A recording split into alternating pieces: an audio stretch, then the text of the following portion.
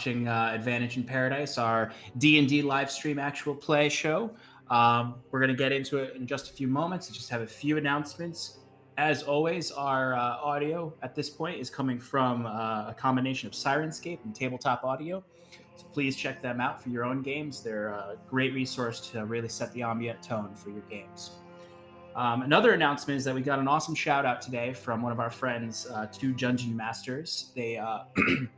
They run a podcast that's specifically devoted towards helping new DMs really discover the different tools at their hands and to find creative solutions to complex problems that often hit the DM right at the table.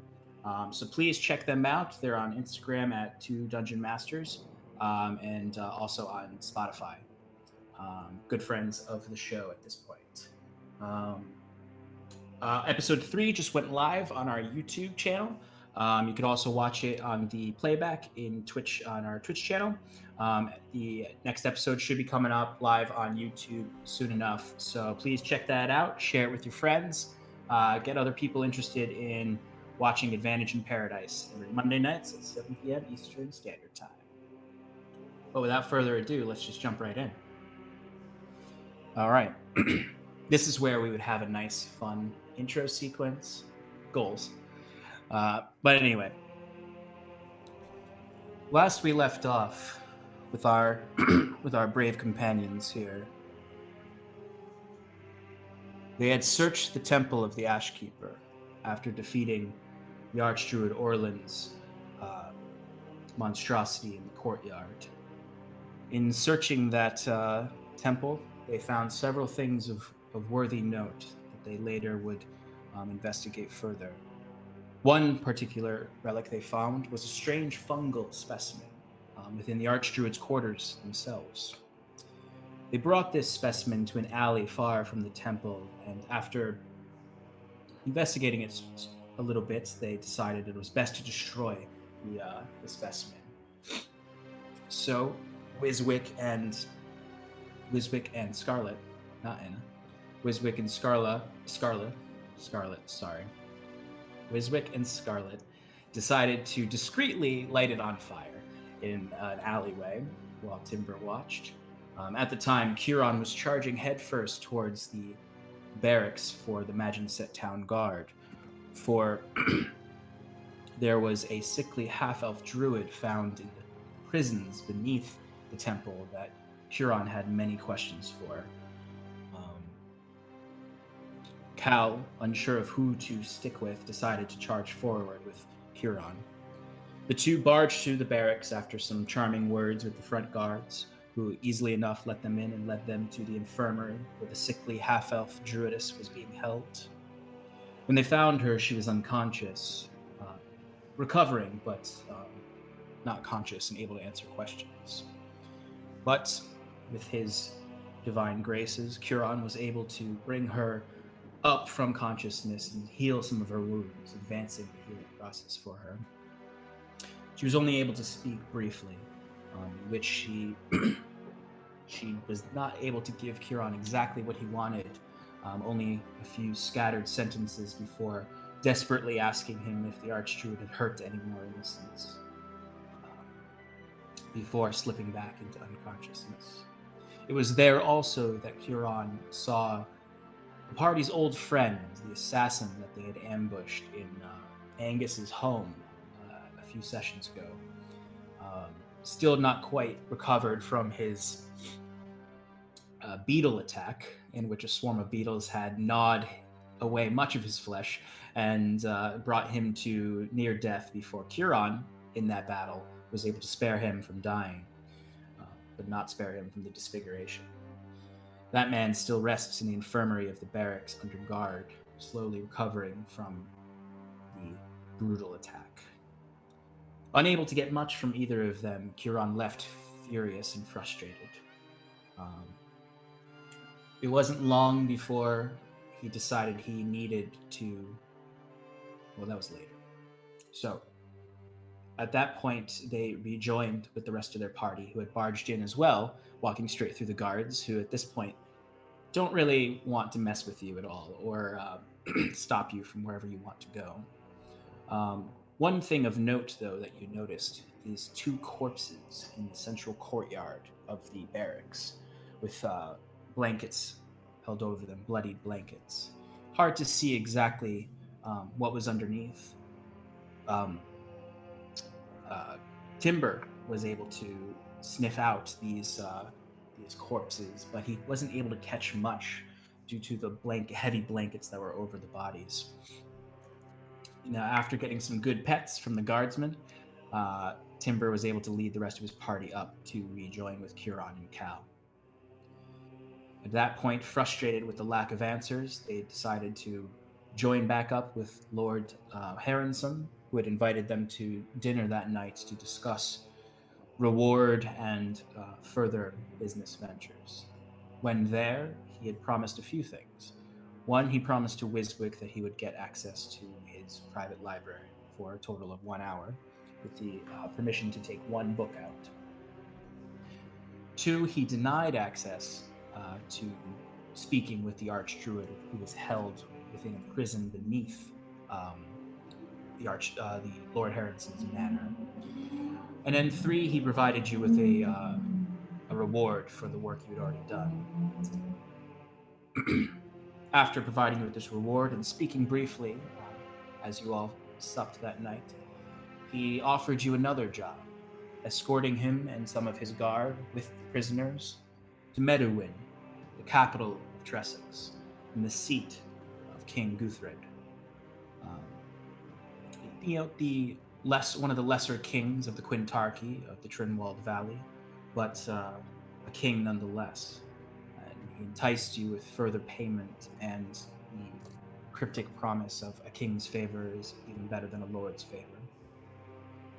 It was at this point that you promised that you would give him an answer on the before the time that he said that they would be leaving. Um, promised to attend his feast the next night to celebrate the end of the Dawning Festival and the victory over the Archdruid. And then he dismissed you.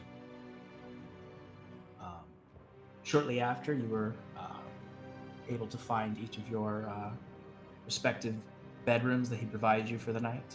Timber exposed himself as in his humanoid form to Curon, um, in which they spoke briefly, exchanged some goods, and again, Timber slept in his room that night, back in his wolf form, requesting that Curon acquire his fancy cloak from Scar. The next morning, Curon and Wiswick put their brilliant minds together to try to solve some mysteries, starting with their trip to the Lord's library, where Wiswick utilized his bat jet to create a distraction so that Curon could slip into the darkness and cast invisibility on himself, and slip out of the library, while Wiswick and the librarian were left to clean up the mess that Jet had created in knocking several books over.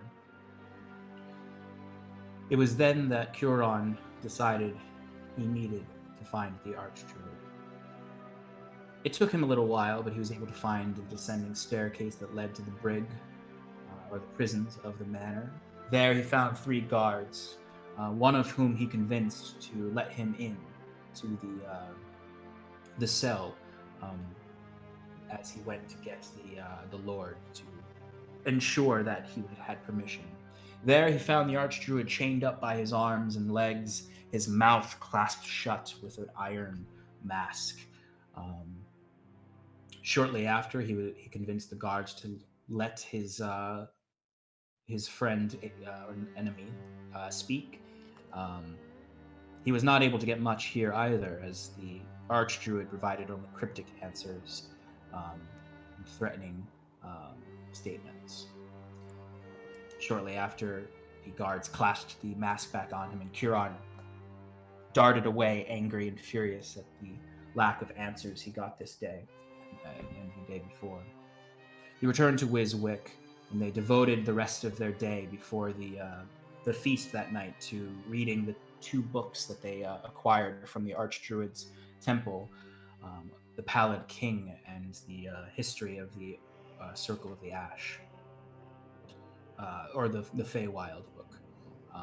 books that they acquired from the Archdruid. The rest of the party, well, Timber stayed with Kieran and Wiswick, but the rest of the party went on a shopping spree and acquired nice new clothes for the evening's festivities. And Scarlet met with an old friend, a con man, Godfrey, who attempted to sell them some less than useful potions with little fidelity. Shortly after, they returned to the keep, where they found their friends hard at work. Timber was able to acquire his fancy cloak from Scarlet, and it was largely a housekeeping session like that. We kind of come in as Huron and Wiswick are hard at work studying their books. Scarlet and Timber had just returned to the manor, where they see several servants bustling about the manor, beginning to work here and there, preparing for the feast. The long hall has been lit with several candles. The fires are being prepared for the central hearths. The tables have been lined up, and the manor is bustling with activity. And it's here that we will jump right in with Cal and Scarlet. So,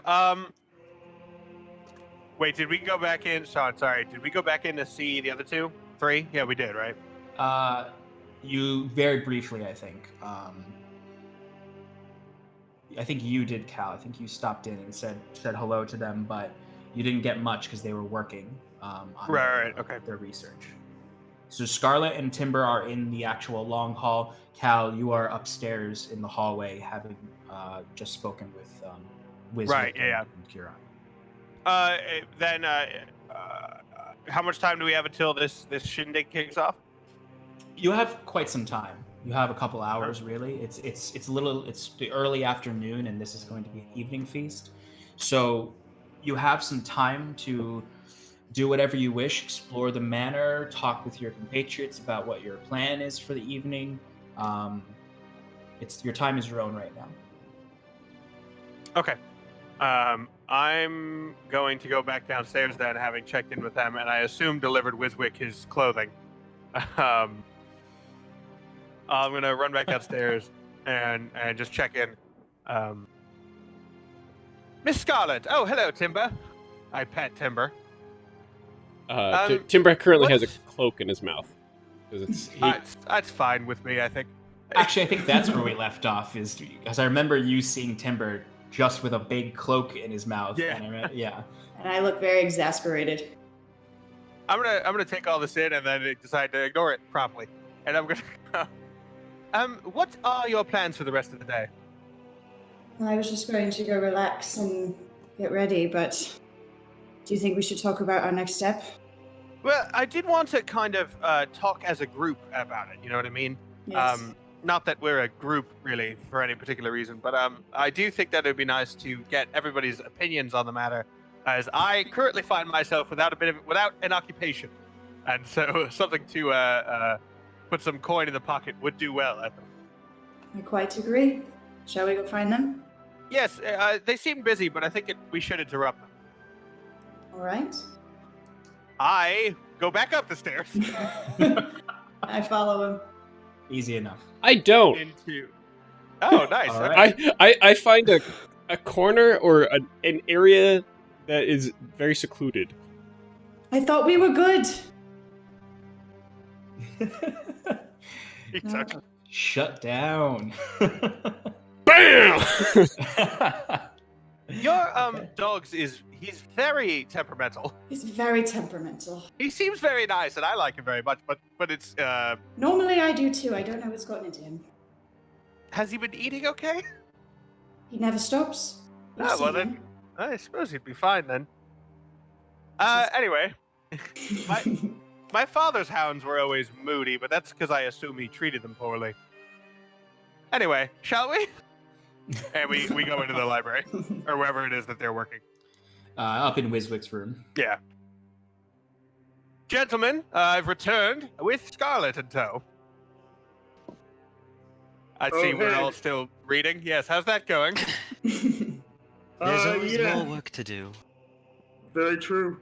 I am sorry to interrupt, but I do think that we should all pool our collective. We should brainstorm. That's the word. On what our next steps are. The Lord did offer us a position as a I guess guarding his troops or as extra hands for An his escort. Yes, that's the word. What were your gentlemen's feelings on that? Huron? Personally, the serving as an escort is not my forte. However, the Archdruid still remains a font of knowledge that I would very much like to pick the brain of. There's much at work here that I believe can help me in my own personal mission to serve my goddess. You know, I've been meaning to ask, what does that entail? I can assure you, no sacrifices of humans. That's good. Yeah, that's good. What about gnomes? Is that pretty much the whole thing that it entails? Gnomes, okay, no sentient life form sacrifices. Well, that's good.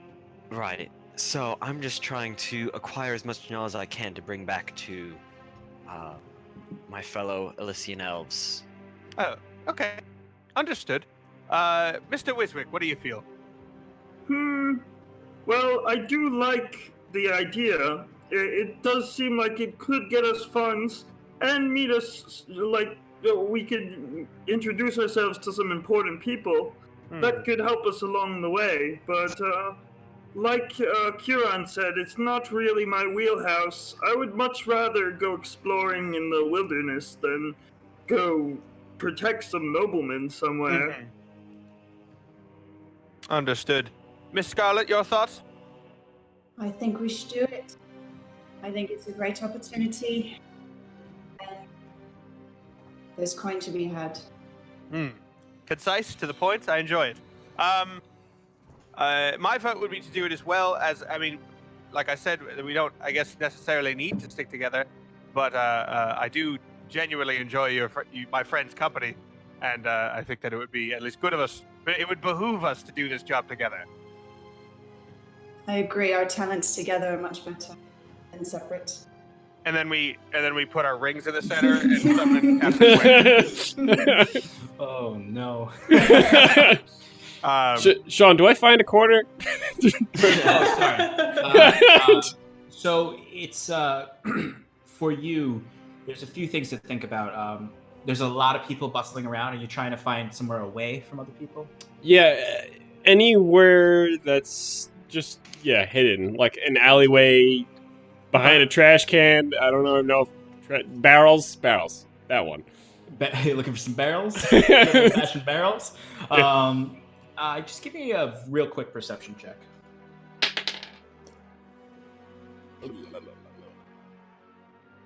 That's a 16. 16? Great. So you notice that most of the people are coming from across the hall from you, where you are, from one entrance or side hallway that seems, they're coming in and out with different supplies. It's probably the storeroom, the kitchen.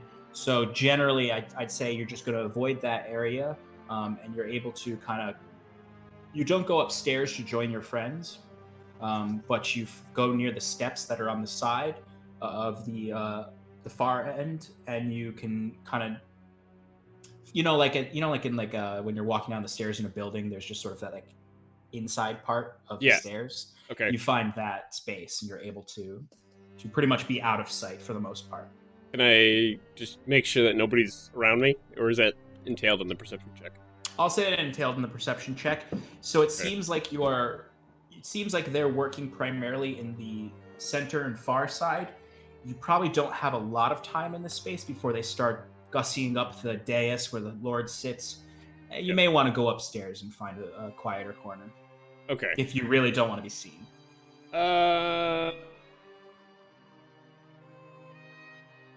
How fast does it take me to transform? Transformation is it's not super long. It's under a minute. And how long do you think I have until? Uh, hard to say because anyone could really walk over here at any point to. All right, then I'll go upstairs. Long story short, go upstairs. Going upstairs. I'd say just for reference, there's like a dozen people moving in and around the long halls. It's best to go upstairs. Okay. When you go upstairs, you hear your friends in the other room talking. You go the other way. You're able to find kind of a quiet corner. It's not necessarily out of sight, but there's not really anyone up here. Everyone seems to be focused downstairs. Haven't seen the Lord all day. So you're unsure where he is, but it's the best corner you could find, really. Slightly out of sight of the immediate. If anyone were to walk right up the top of the stairs, you would have a moment to try to hide or something like that. Okay. I just want to hide and transform, put my cloak away, and then transform back into a dog. That's literally all I'm trying to do. Easy enough. You're no problem. So you transform out. You get the cloak into one of your Pockets. bags, your pockets, and it takes you a second to shove it in there, but it gets in, and easy to transform back. And then go back and meet up with people. Folks. So at the end of the your advantage. the advantage in Paradise crew. So at the end of your conversation there, Scarlet's sort of simple comment about more coin.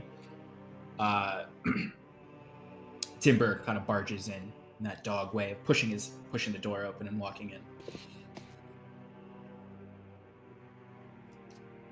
And what I do you pet think, him. boy? Do you think we should accompany the Lord on his adventure? Timber's gonna look at Scarlet. I already said yes. He's gonna look back at Kieran. I see. Well, now that the dog's gotten a vote, I say, so that we can reply in the affirmative this evening. I think so. Yep. Sorry, Sounds good to Kieran. me. I mean, it's okay. All I want is to question the Archdruid more. Well, I think he's going on this journey with us. So. Right, no, and that's what the Lord had said, so it makes sense. Right. Yes. Well then, I'll leave you to your books, I suppose, and have a lovely day. You as well. And I'm gonna leave the room. Okay. Yep, I'm gonna go back to my room too. Yeah, I'm gonna, Oh, All right. I don't So know. Cal would probably go do push-ups or no. Actually, he'd do some reading. Didn't we get a book on languages? Yeah, I mean, that should have been the book that I borrowed for the evening. Oh, yeah. So he's reading that. Damn. yeah. I'll just go do push-up. Okay. All right. Easy enough. What is everyone's plan right now? I know that Kieran and Wiswick are probably going to spend the rest of the afternoon. So there is one. Kieran would want to. He's curious about the Druidess at the barracks. He knows that he had, told the woman to come to him, but seeing as there's a good chance he's leaving tomorrow, his impatience may lead him to pack up his things, or not pack up his things, but like to take a journey over to the barracks to check it. You would definitely have time to do that if you wanted to. Okay, but so so Kieran would do that after the party leaves, or the few members leaves, and Kieran thinks to himself and goes, "Actually, Wiswick, I think I will be returning to the barracks. While this reading is most insightful, questioning the Druidess that was chained there may lead to more pertinent information." Well, good luck with that. I personally don't want to sit around all night hanging out with sick people, so you have your fun. Of course. Right. Sorry, I missed that last part. Was grabbing some notes. Wiswick was just, making fun of me for going to a sick bay. Oh, okay. All right, so you're gonna head. Wiswick's gonna stay studying the books. Yep. Are you gonna leave the Feywild book with Wiswick? I was reading. I don't know. Oh, I was reading the Morseer conflict book. Oh, that's right. And Wiswick has the Feywild and Yes. Paladin So I would book. take the Morseer conflict book with me. Excellent. Wait, what book is Wiswick reading right now? I'm we- reading 3 books at the same time. Could I borrow the language one? Yeah, fine. Go ahead. Cal I'll wants knock on your door if I need it. Cal wants to learn a new language. All right, go ahead. Yeah, so Curon had the history of the Order of the Ash and the Morseer conflict. Wiswick had the Feywild and the Pallid King book, and then he also had the book on languages from the library. So Cal is reading the language book. Okay. These are important things to take note of. They are. I expect like a full 100, 200 page write-up. I really hate the corner I'm pushing myself into, where I just have like 7 books that I need to write now. I mean, No, just pull the one day- Skyrim. Well, no, Okay. you could just, as time goes on, if I keep reading, just add new languages to what I can speak. I did the same thing as last session. Sorry, guys, I got to plug my laptop in. Oh no. Yeah. So anyway, welcome to the stream. We're Advantage in Paradise. All 5 people. I like walks on the beach and bricks. I'm a big Oh, fan of bricks. Tim, do you like traveling too? Oh no, I love traveling, and I can quote the entire office, and that's a personality right there. Sorry, I've Don't got forget so about many- hiking. I've got so many Oh yeah, devices don't here. forget about and dogs. Sorry. All right. I love If you don't like dogs, you can get out. Sorry. Right. I Sorry. swiped right for your dog. Sorry. Oh yeah. dear. Okay. So Kieran's going to the barracks to check on the Druidess. Wiswick's going to continue studying. Cal's going to study the language book. Timber and Scarlet, what are you doing? I was just gonna go back to my room and get lost in thought. I'm gonna follow her. All right, you guys are resters for sure. Just gonna watch this paint dry. Excellent. So Scarlet is legitimately deep in thought as she watches paint dry, but no problem. Is there anything you two would like to do in that room during? Because this is like you guys have like a good 4 hours. Oh yeah. Timber's gonna transform into a humanoid. And put his cloak on. Okay. Is this just to throw it in her face that you got Yeah. the cloak? Looks Looks nice, great. right? Lovely. You could have said please. Boy. How do you feel about this mission? Well, what are we doing? What is our goal? We're escorting the Archdruid Medwin. No. What is our goal? Oh. I don't know, we don't really have one at the moment.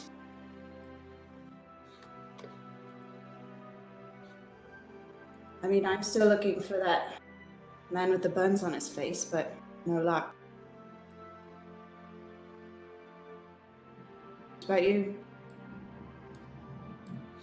Considering my situation,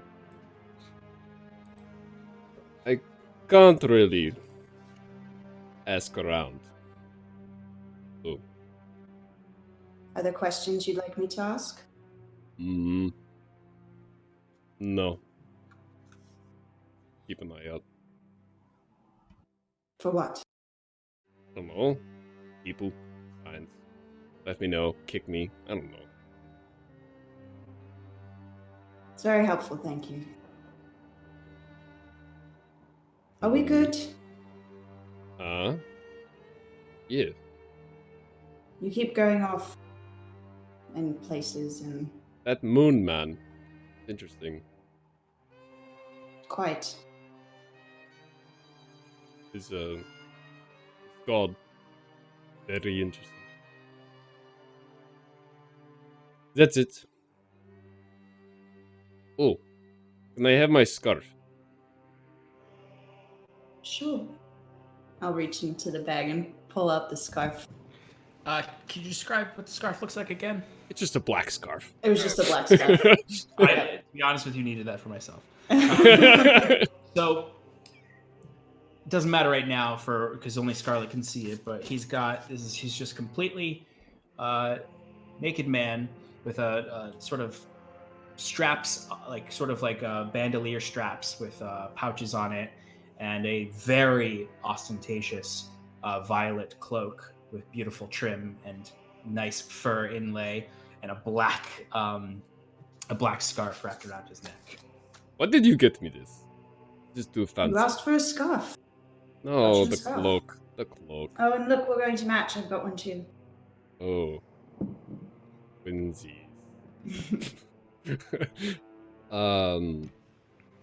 Maybe Cal can make me pants. I heard he's a tailor.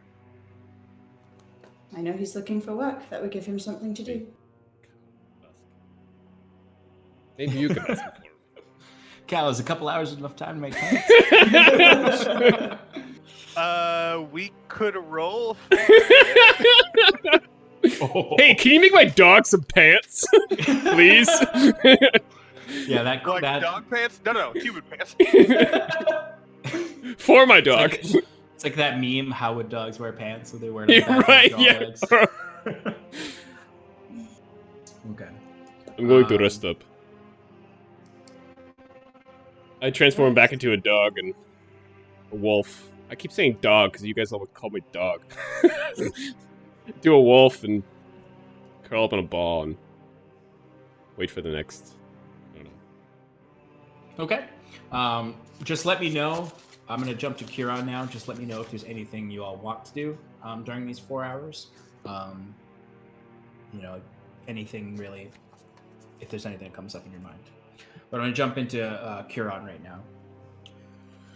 So Kieran, you step out into the crisp air of the afternoon. It's a very overcast day.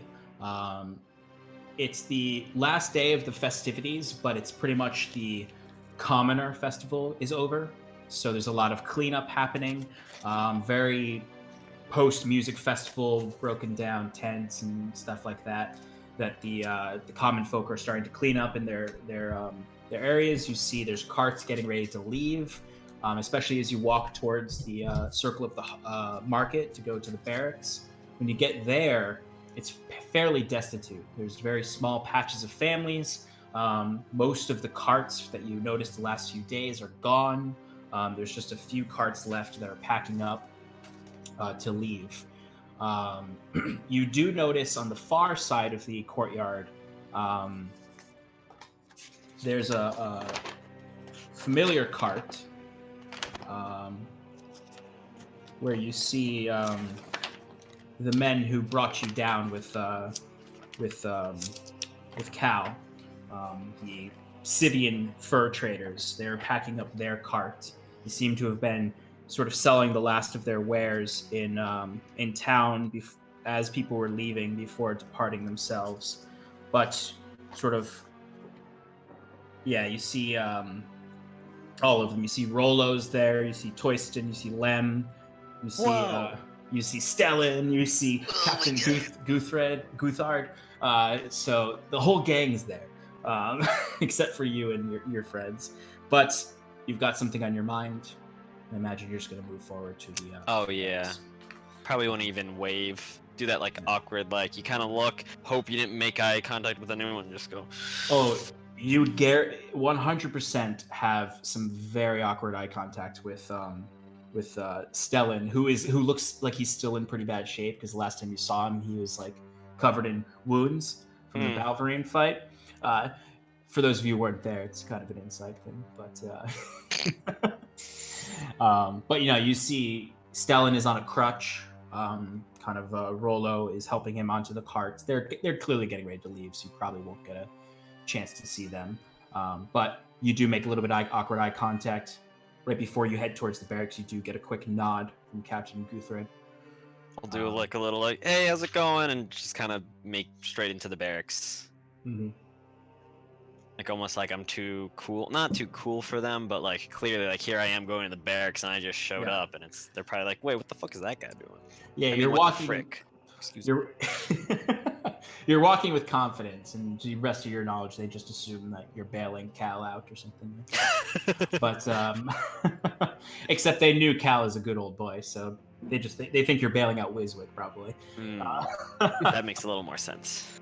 But easy enough. The guards don't even stop you at this point. They're pretty used to you all barging in. When you step inside, once again, you notice in the courtyard, those bodies are still there. And you see there's... you actually see... oh God, I just forgot his name. MacLear is over the bodies right now. Kind of, you see him sort of lifting the sheets, and you see he's just sort of looking up to the two, and they're just sort of having you can't really hear what they're saying, but those bodies are still there. Those two bodies. With a passive perception of 17, might I be able to overhear what they're saying? With a active perception roll, you can try Okay. to overhear them. 25. You catch a few words. I thought so. Freaking Twilight Domain. Hey, you're the one. Well, it's not even the Twilight. That's your own thing for. I know. Elves. It's like when I made them and then you chose them. I was so excited. Then I was like, oh, they are so good at perception. But anyway, easy enough to kind of overhear a little bit of their conversation. You hear MacLear's sort of after he looks up his. Hey, you said this happened. When did this happen? Right after they died? No, sir. No. They were fine yesterday. Just started to smell a bit, but today they started sprouting. I'm not sure what it is, but I think we should get rid of them soon. At hearing the sprouting part, Kieran would immediately turn away from the stairs up to the med sick bay and walk over and go, I'm sorry, Sergeant, did you say something about sprouting? MacLear looks up to you and drops the the blanket and sort of stands up and kind of grabs his two daggers that are on his hauberk. He's still in that same like leather garb that he was in the attack. He seems to have found a bit of a niche in how he likes to present himself now. He's, oh, Kieran. Didn't think that your lot would be coming here again. Yeah, you see, we've got these two dead prisoners. Shouldn't really be talking to you about this, but private guard business, but seeing as we've fought together at this point, we were planning on preserving the corpses and bringing them a presentation to the king of the wickedness of these druids, but before we could get to it, they seem to have been sprouting some what appear to be fungal growths and other unsavory rot within a day of death. Less than a day, really. I would be very careful. Kieran wants to like bend down and look at the face of one of the dead bodies. Yeah, and MacLear sort of bends down with you, kind of trusting you, and he sort of with a grimace helps you lift the. They're very heavy blankets. They're meant to really keep these things underneath. What you see is, which I guess you this was only or did you go down and talk to the two druids, or was that was just Scarlet and yeah, I never went into the dungeon. Yeah. I get confused when Timber actually talks to NPCs. I'm like, who said that? And I was like, oh, it was Timber. He was a human for that point. But anyway, what you see is this very like similar to what you saw in the basement of the. Right, that's what I was going for. Do they look like they're in but not as far state? gone. There's no the fungal growths are really just sort of like peeking out of like little fissures in the flesh. You see little mushroom caps, long stalks with spory ends. They're very dehydrated though. Like the faces look sunken in. Their bald head, sort of dark tattoo around the eyes of dark blue tattoo around the eyes that's also scarred coming down over the eyes as well. Very clearly druids of the archdruids circle, but certainly, as McLear said, they expired probably less than 24 hours ago, or were killed less than 24 hours ago. You do notice they have deep gashes in their necks, as if their throats were slit, or at least this one's throat. You see that, and you see coming out of the gash just sort of these mushroom stalks that are a pale yellow color, and every now and then you sort of just see little spores. Sergeant, I cannot be certain. However, these bodies are exhibiting similar symptoms to the fungus zombies we found in the Archdruids in the Temple of the Ashkeeper. This is only a guess, but given more time, the bodies will reanimate, controlled by some force, I'm not sure, and the spores they release will poison you and might have similar effects to, like, you know, the spores will kill you and then you'll turn into a zombie, is what I'm trying to say.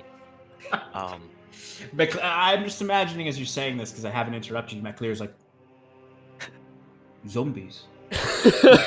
Were you not made aware of the mushroom zombies we found in the Temple of the Ashkeeper?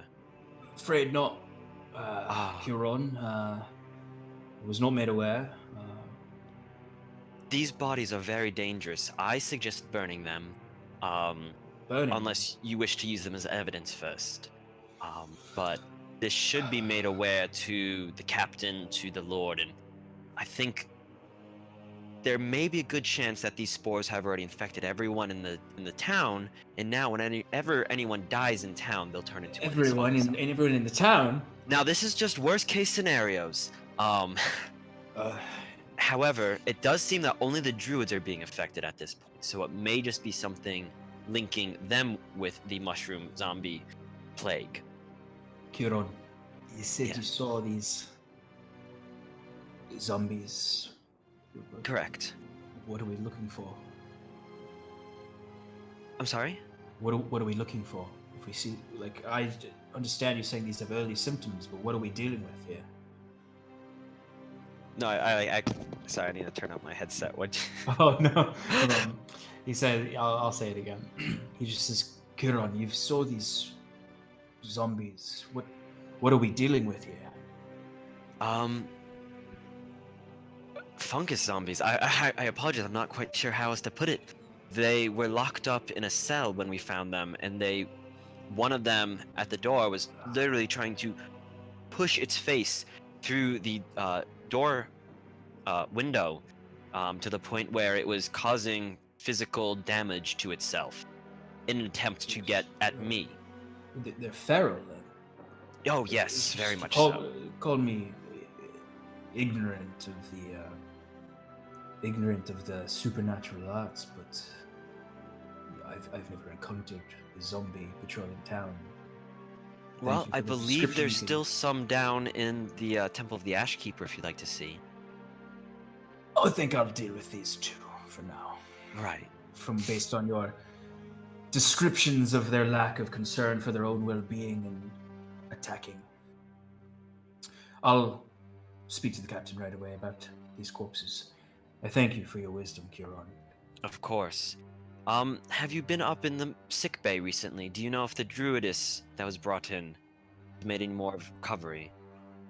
Oh, I checked in this morning, and they said whatever you did for the druidess truly helped her and sped up her recovery. She's awake and walking. She should be up there. Very good, then. I'll leave you to your business. Always happy to see you, McLear. Kieran gets up and walks off. You see, as you're walking away, McClure says, "Keep these fucking blankets on these corpses until I get back. Put some stones on this, for Christ's sake, Christ, for Everflame's sake." It's just it's hard not to say Christ when you're talking about the Everflame, the Church of the Everflame. I do it all the time. My initial reaction to everything is Jesus, and it doesn't work. It's almost like I should change the Everflames name to Jesus Christ. Yeah. No, not- Jesus Flame. Just make it like Jesus or something, whatever. Yeah, Jesus, the Everflame. Jesus Christ, the Everflame. No. Jesus Christ. Nope. It's Jesus Zendario the Christ. Everflame. Zendario the Everflame. Anyway.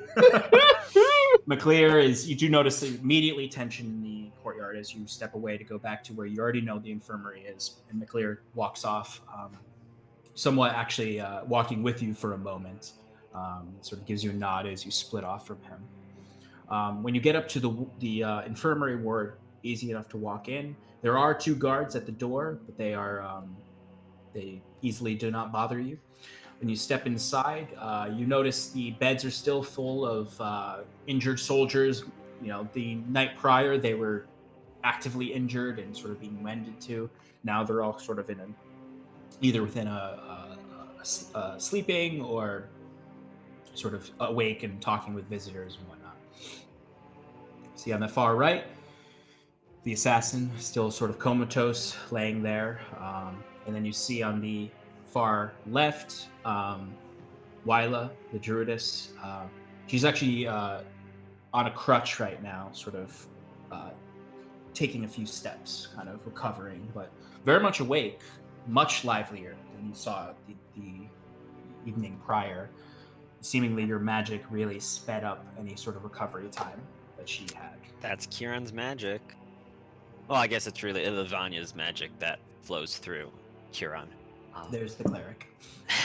That aside, Kieran approaches her and goes, "Ah, Druidess, it's good to see you up and about. How are you feeling?"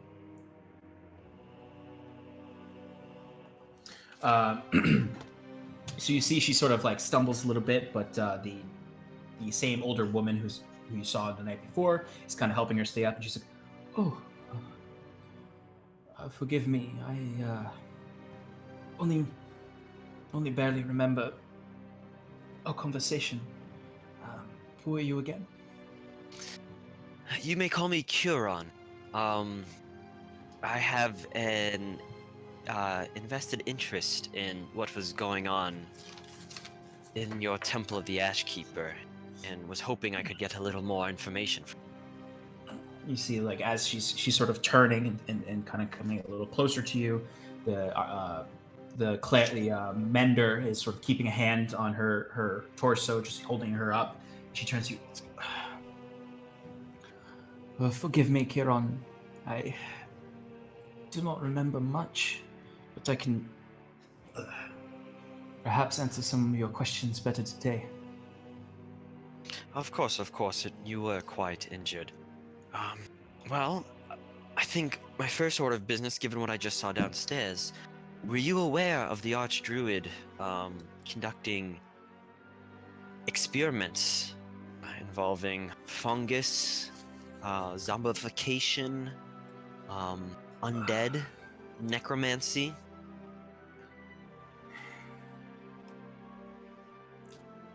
It is hard to remember all of what was going on. I was a new member of this circle. Came into town. Well, I guess it's a year now. But as you can see, I am not from here. She points to her sort of very, very bright orange eyes and the pointed ears and the Neither am I.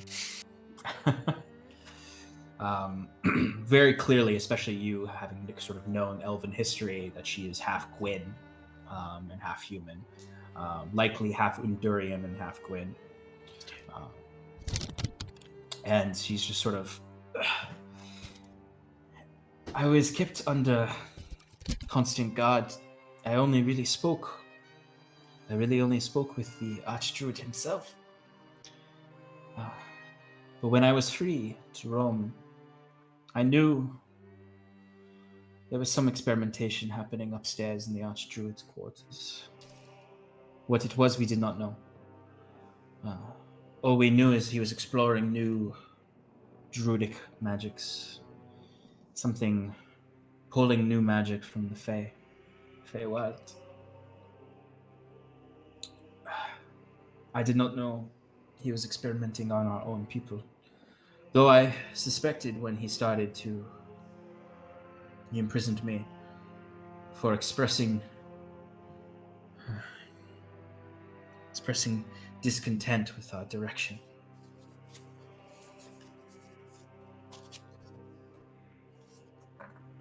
You expressed discontent. Now, I had asked you about this the other day, and you weren't quite clear on it.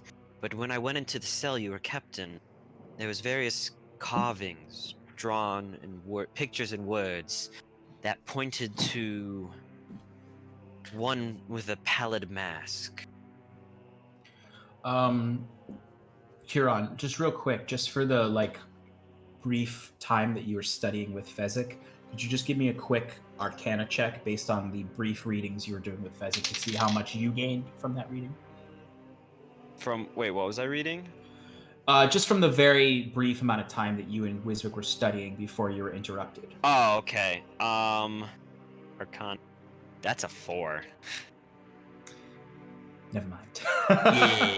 Yeah. I mean, all you really remember from that conversation is basics that Wiswick said about, because he told you a little bit about what he discerned from the Feywild book. He noticed the chapter on the Feywild graying, and that it is mostly just the Font Mother wandering, protecting the corpse of the Ash Keeper, which is a giant ash tree. Right. But she looks at you very pained as you say, you mentioned the prison cell. She just sort of looks up. Her other hand, she just sort of rubs her brow as the medic is keeping her up. Those carvings, I do not recall. I don't remember carving them. I remember he read to me from a book each night. Twisted, terrible sounding language. Violent sounding. And all I remember is the words, pallid mask. And occasionally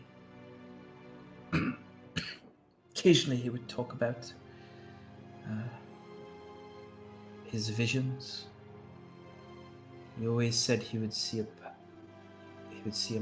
mask made of ash bark that would speak to him in the night. He said it was the Ash Keeper whispering to him. I believed him at first. It's why I came here. I had heard of a druid with interest in the Feywild, reconnecting deeper with it. But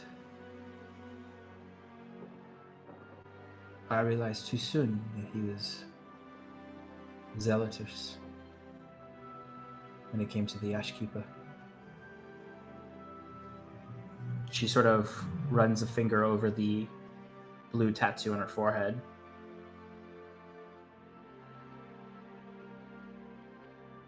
That tattoo, did he give it to you? No, I got this in my home temple. The temple to the Ash Keep. No. The Ash Keeper, you see,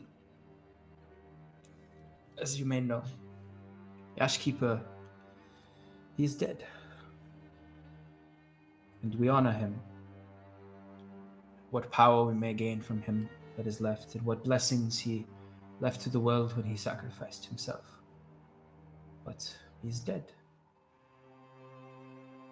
Font Mother, she lives. And we honor her in her constant vigilance over the Ash Keeper's corpse. Now these These I received in my hometown, my home village, when I chose this life. This is the symbol of the Font Mother.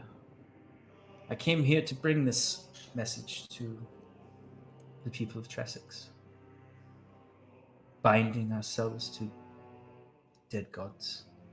It's dangerous. We honor them. And she nods to you, sort of culturally understanding the Elysians. But we must look to the future for our people and our faith. I see your point. But an alternative would be to bring back that which has died. We can resurrect mortals. I see no reason why one could not resurrect the immortal. She sort of, and like you can see, like she sits back down at this point, like kind of keeping herself up has been a strain. And the medic kind of lets her down and immediately grabs some water to give to her, and she sort of guzzles it quickly and coughs a little.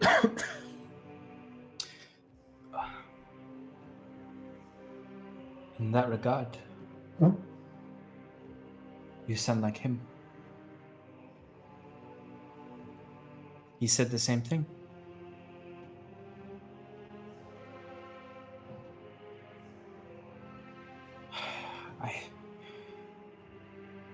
I believe maybe this power exists. The resurrected God, but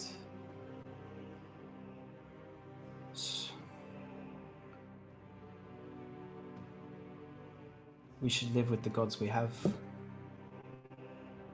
and build a better future. Well, so, what if the dead gods aren't totally dead? If they reach out to us from the beyond, whatever that may be,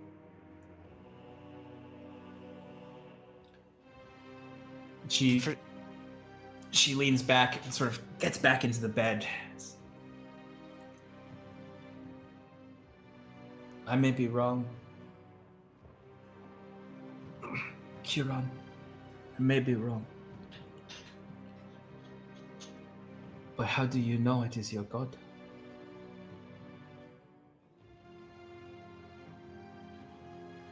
I find it hard to believe. when she says that, sorry. When Yeah, she says go that, ahead. how do you know it's your god? He stands up and just like a look of like surprise, and like almost like not total betrayal, but just like it's like, wait a minute. And he goes, the Archdruid, when he spoke of the Ash Mask, did it ever say anything to him that he relayed to you? Besides bringing it back, which I think you told me. The only thing I remember is he said that the mask spoke of a gnawing, biting, ripping. Something was torturing it. The mask. That's all. Pale mask of ash bark. No discernible features, just two black eyes. You spoke to him in the night. And she's sort of like leaning back to go back to sleep. I may be wrong, Huron. But it's hard to trust the voices, the signs these days. I seek out the Font Mother's voice all the time. Sometimes I just hear the wind. If I heard her voice, don't know what I would do for her.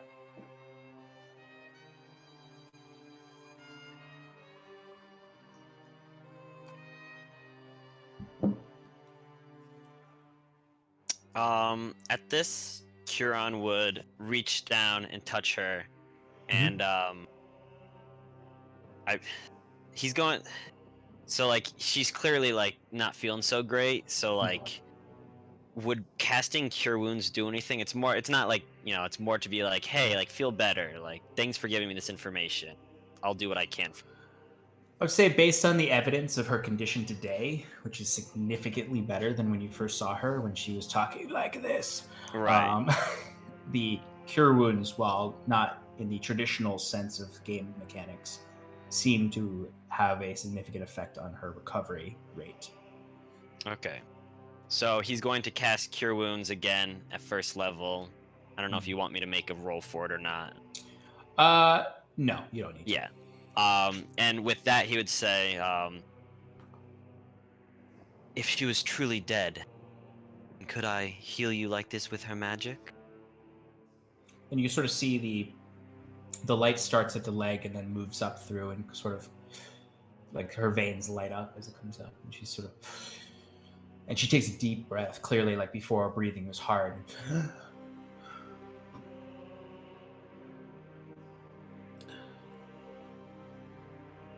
And she makes eye contact with you, and her skin looks much healthier. There's much more color in her flesh. She's got that bronze skin, and it looks very lively. And her eyes almost light up a little, literally almost light up a little the orange coloring of her pupils or her irises. And she just sort of.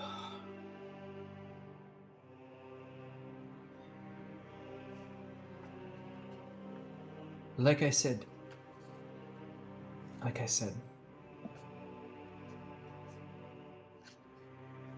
part of being a druid, a priest, a seer, a shaman is faith. Our power comes from faith. So I do not know where that power comes from. I hope, I really do, it is your goddess. And I am likely wrong to presume it is not. The Archdruid commanded both beautiful and terrible power. And perhaps it is the Ashkeeper. That is a terrible thought in of itself. I hope I am wrong, Curon, for your sake. And I will help you any way I can while you are here in finding this knowledge you seek. Turning to go, Curon would say, well, it would appear I won't be here much longer. I will be accompanying the Lord to take the Archdruid to the local king for, I guess, justice.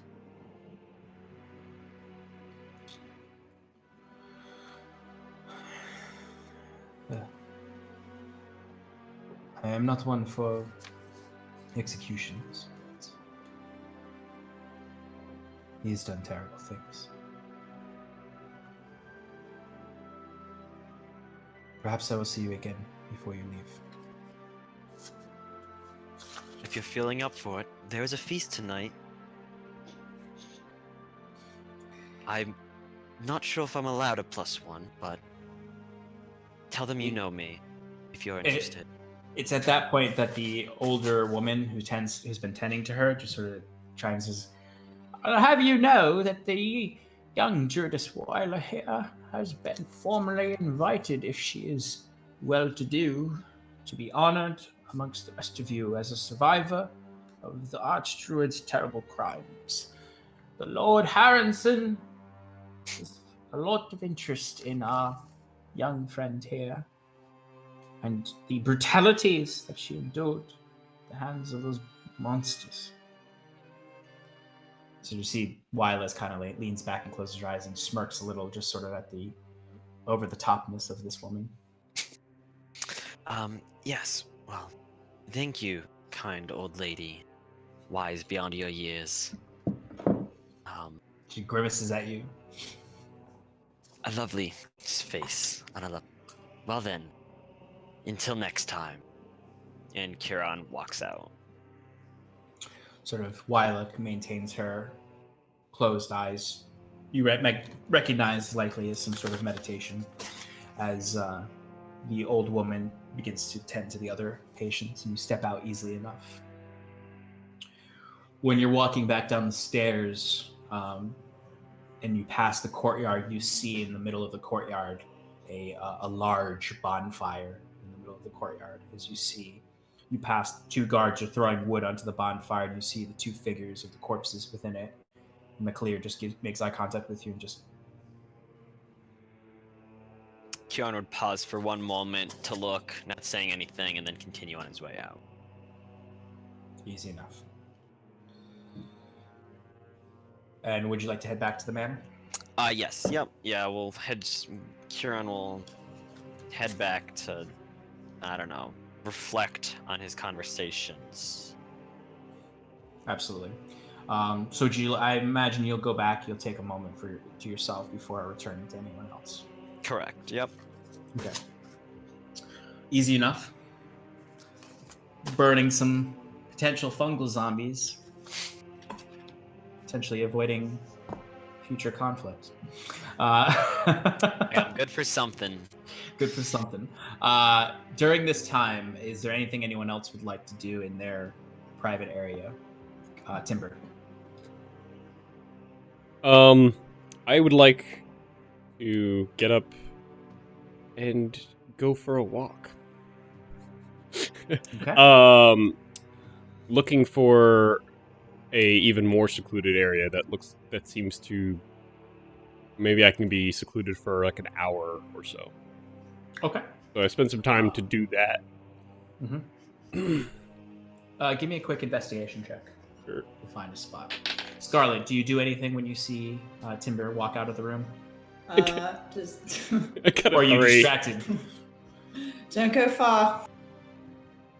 Oh, it's at that point, I'll just say, there's a knock on the door, and a young man walks in. He's got very lovely blonde hair swept back. He's wearing very fine clothes, and he just comes in. He says, Lady Scarlet, I have been sent by his lordship, Harrenson, to see if you wish for your hound to have a bath and a grooming. Yes, I think he would do well with one of those. We can sort of RP that aside. I imagine you'll be very difficult with them. Yeah. And then at some point you're like, all right, fine. I imagine upon exiting your grooming, you'll find a secluded place. Okay, yeah. So you do experience a vigorous clean down, cleaning all the blood and mud out of your fur, particularly the amount of blood that's covering your fur because you've just been uncleaned over several days of massacre. So your fur is so bloody right now. I also make sure to, the thing when dogs are wet, just like shake their whole body and get all the... Oh yeah. I make sure to do that fairly often. Absolutely. The people are just the people cleaning you are just like, first of all, they're terrified because they're used to cleaning dogs, not wolves, and second of all, you just are the most obstinate client they've ever dealt with. But you do leave silky smooth fur, cleanest you've ever been in your entire life as a wolf. They even put a little bandana on you. Aww. it's bright green colors of the Lord Harrenson house, but it's you got a nice, lovely bandana around your neck as you exit the bathhouse area and are able to start looking for a secluded area. So, what was your investigation check from earlier? It was a 3. So I'll just say when they let you out of there, they kind of, because of your independent nature, they're sort of like, he'll find his way. Um, so, but you're able to find, as far as you're concerned, I'll say with that roll, you find your way down a spiral staircase into what appears to be an empty room that's fairly small and stone. It's below ground. On the far end, you see bars. And you do see maybe occasionally someone is inside there walking about, but this general room is fairly secluded and there's no one coming in and out. Okay, and there's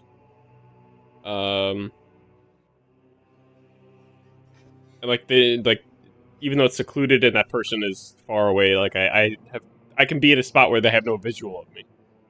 Yes, there is a blind spot. Okay. I would like to transform into a humanoid first. Okay. Easy enough. Feel my bandana, see how the quality is first, and then I would let you take out a small piece of parchment I have Yes. in my and take out a quill and jab my arm with it and write into the parchment.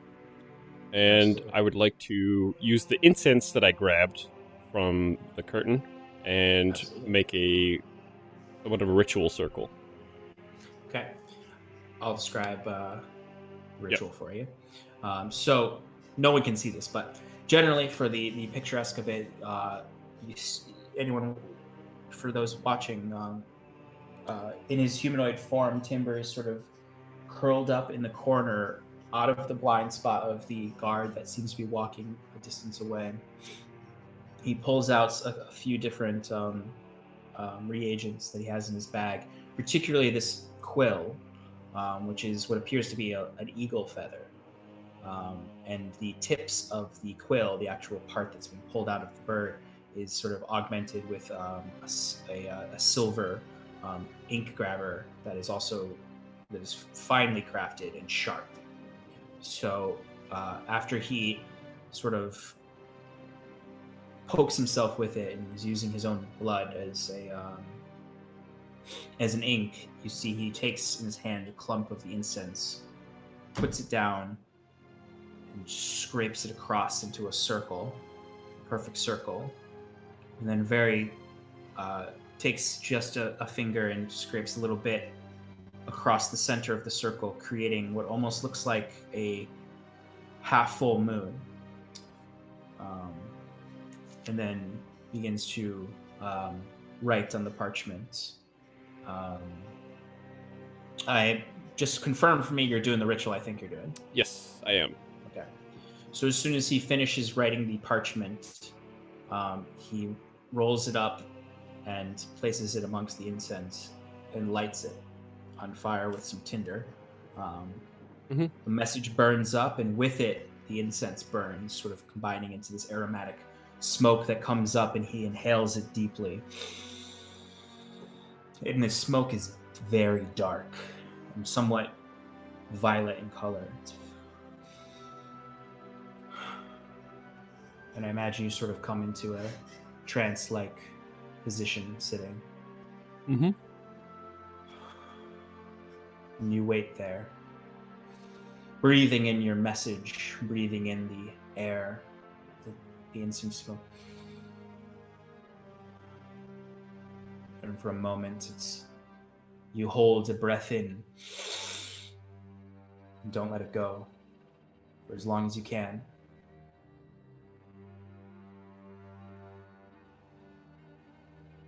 And nothing. You don't feel any. You feel the centeredness of the meditation, but what you're looking for doesn't happen. Understood. Good. That's not me at all.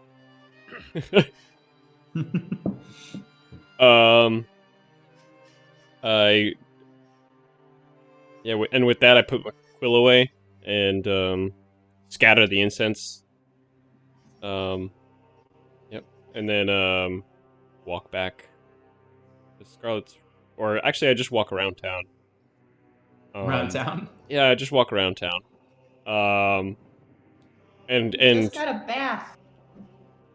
yeah, well, Never get dirty again.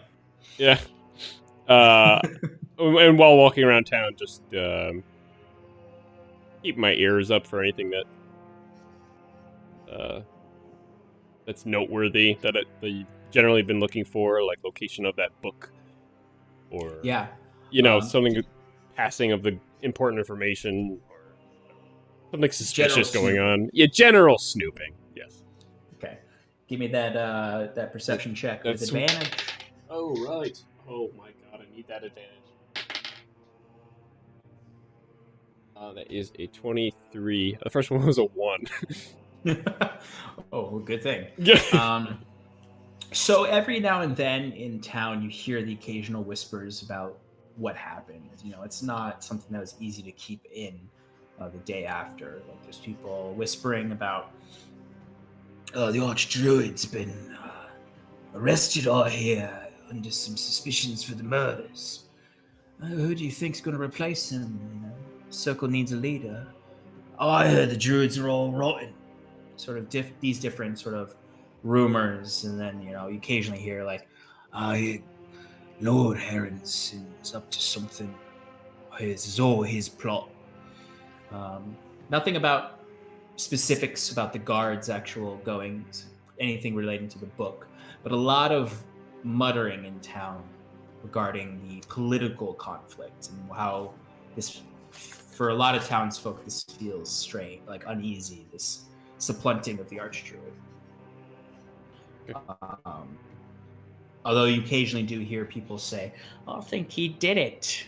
He was an unsavory one, always wearing that mask around with the pale yellow cloak. He was, I knew him when he was a boy. Never that creepy when he was young. But lots of slaughter of cattle and other livestock really got into the rituals in the later days. Not my cup of tea. I prefer to just pray by my own little idols and not bring my chickens into the lot. So a lot of just peasant, commoner, rumor talking. Yes, peasant banter. Peasant banter. I mean, there's not a lot of folk around, so it's really only the people who live in Maginset, which, as I've said before, is very small population. It's mostly a pilgrimage site. It's like a tourist town. It is essentially a medieval tourist town. I came to see the big stones. It's the mecca of... I mean, yeah, for a good comparison, in a smaller scale, it's like the mecca for those who worship in... It's like Medina! Those who worship... Yeah. Those who worship the Font Mother and the Ashkeeper. Font my mother. What do you want to do, Timber? Do you want to... Oh no, I will just continue moseying and then eventually make my way back to Scarlet's room. Okay. Scarlet, Timber comes back from his bath, much longer than he thought it would take, and he's wearing a very fun green bandana, but his paws are soaked in mud, and although he looks well brushed, he looks very dirty, but no blood. There's no more blood on him. Well, don't you look almost dashing? Why did you get your feet so dirty? At that point, I don't jump on the bed, but I put both paws on the bed. And then I look at Scarlet. Ridiculous. 50% of this campaign is going to be just like dog simulator. Like Yeah. dog simulator. Wiswick. I would like to have put on my new garb, but I've skipped the hat, and instead I'm wearing my own hat. I don't think I bought you a hat. I thought I had, and I assumed you would use your same hat. I did not buy a hat for Wiswick. Yeah, he did buy the hat separately. And I have a question because I'm not sure if I remember. When I was back in the Archdruid's room and reading through his notes, did it mention anything about the mask, or did I learn about that in the basement? I'm not sure if I'm familiar with it. Good question. Yeah, you learned about the mask in the basement. His notes were mostly about his alchemical experiments and didn't mention as many spiritual things. So you learned about the mask in the basement. Okay, so that would be in my book that I'm currently carrying around. Correct. Okay. Just taking a look at it more when doing my studies, I decided to leave my room a little bit before the party, maybe like by the time Timber's getting back. And I'm gonna head to Scarlett's room and knock on the door. Before you do that, I just want you to give me a quick Arcana check to see what during your studies you did discern. All right. I'm gonna give you and Kieran a little bit more outside of the game in an email, based on long-term study, but just significant thing that you found right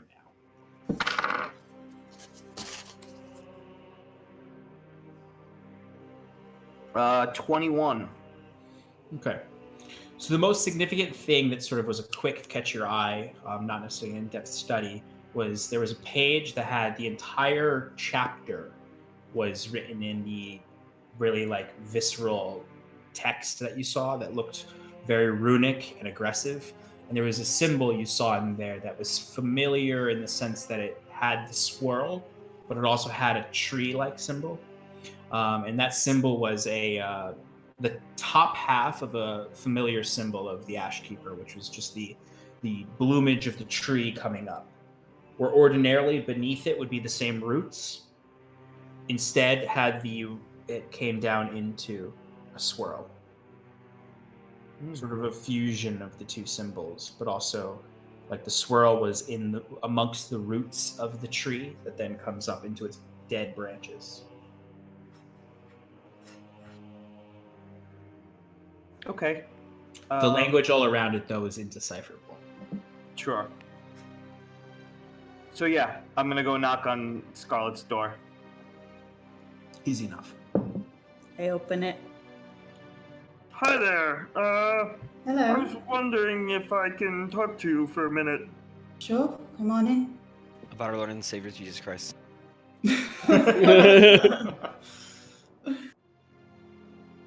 So I've been doing some research, and it's really hard to decipher what this book of mumbo jumbo is about. It's really just like complete nonsense. Like, you see what I'm dealing with here?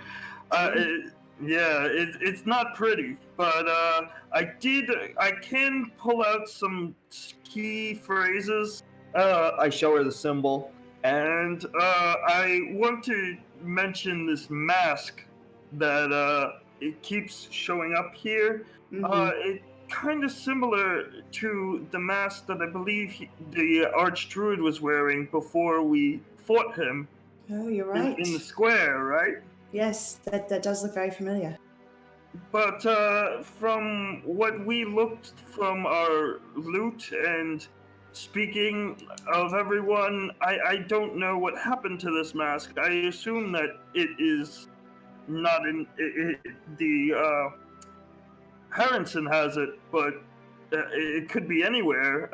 I'm just concerned about what this type of thing. I don't know if it has any magical properties, but it doesn't look good, and I would like to maybe research it some more if we could find it. Yes, that's a good point. I don't remember seeing it either. So, yeah, I did this really cool thing when we were out in the library. I don't know if you heard about it, but we had this great sneaky mission with Kieran. Oh, did you? Yeah, and You're I very got sneaky. Yeah, we actually learned the same spell. It's called invisibility. Oh. I thought it would kind of interest you. Oh, for sure.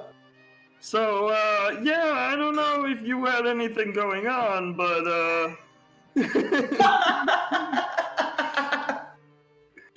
you're connecting the dots here. Am I connecting the dots? I mean, if you want to give me an insight check to make it based on the roll, but I think you. Yeah, I think. I'm yeah, kidding. he's trying to make you Yes. do something. I want to go out on a date. An invisible date. The most visually interesting of all days. It's just 30 seconds of a montage of cuts to nothing. Insert yes, shot. Insert a shot. cafe. Insert shot. Insert, lovely. yeah, look at A all these street. inserts. Yeah. Oh, the park at night. I'll tell Yes, you what, but- Wizzly. Sure. If there's dancing at this feast, I'll save a dance for you. Oh, that's very sweet. But I was kind of joking. I definitely want you to find this mask. Okay. All right. I'll see what I can find. Are you guys trying to do something right now? How much time do we have left? So I'd say Wiswick took a little bit of time to do some study. I'd say you have at least, sort of keeping track of everyone's sort of 4 hours they have. You have about 2 more hours available, so you could do some kind of sneaky sneaks in this time, but it's up to, you have an hour in stealth, or a visibility lasts an hour, so you could keep the invisibility within this time frame. Okay. Let's do it. Yeah, let's give it a try. Let's do it. So, I do have 2 casts of the spell, so we could potentially both go together. But You cannot. It's concentration. Concentration. Concentration. Yeah. If Kieran were there, then he could. Unless you're a sorcerer. But Where's Kieran? okay, so why don't I come with you? We'll see how far we can get. Maybe get a clue as to where it is. And when the time is right, just give me the high sign. All right. Do you have any idea where they took any of the stuff, or are we just going to have to figure out for ourselves? Well, I believe we had a good look at where they kept all of the loot. Like, we looked through all that loot, and I didn't see it there.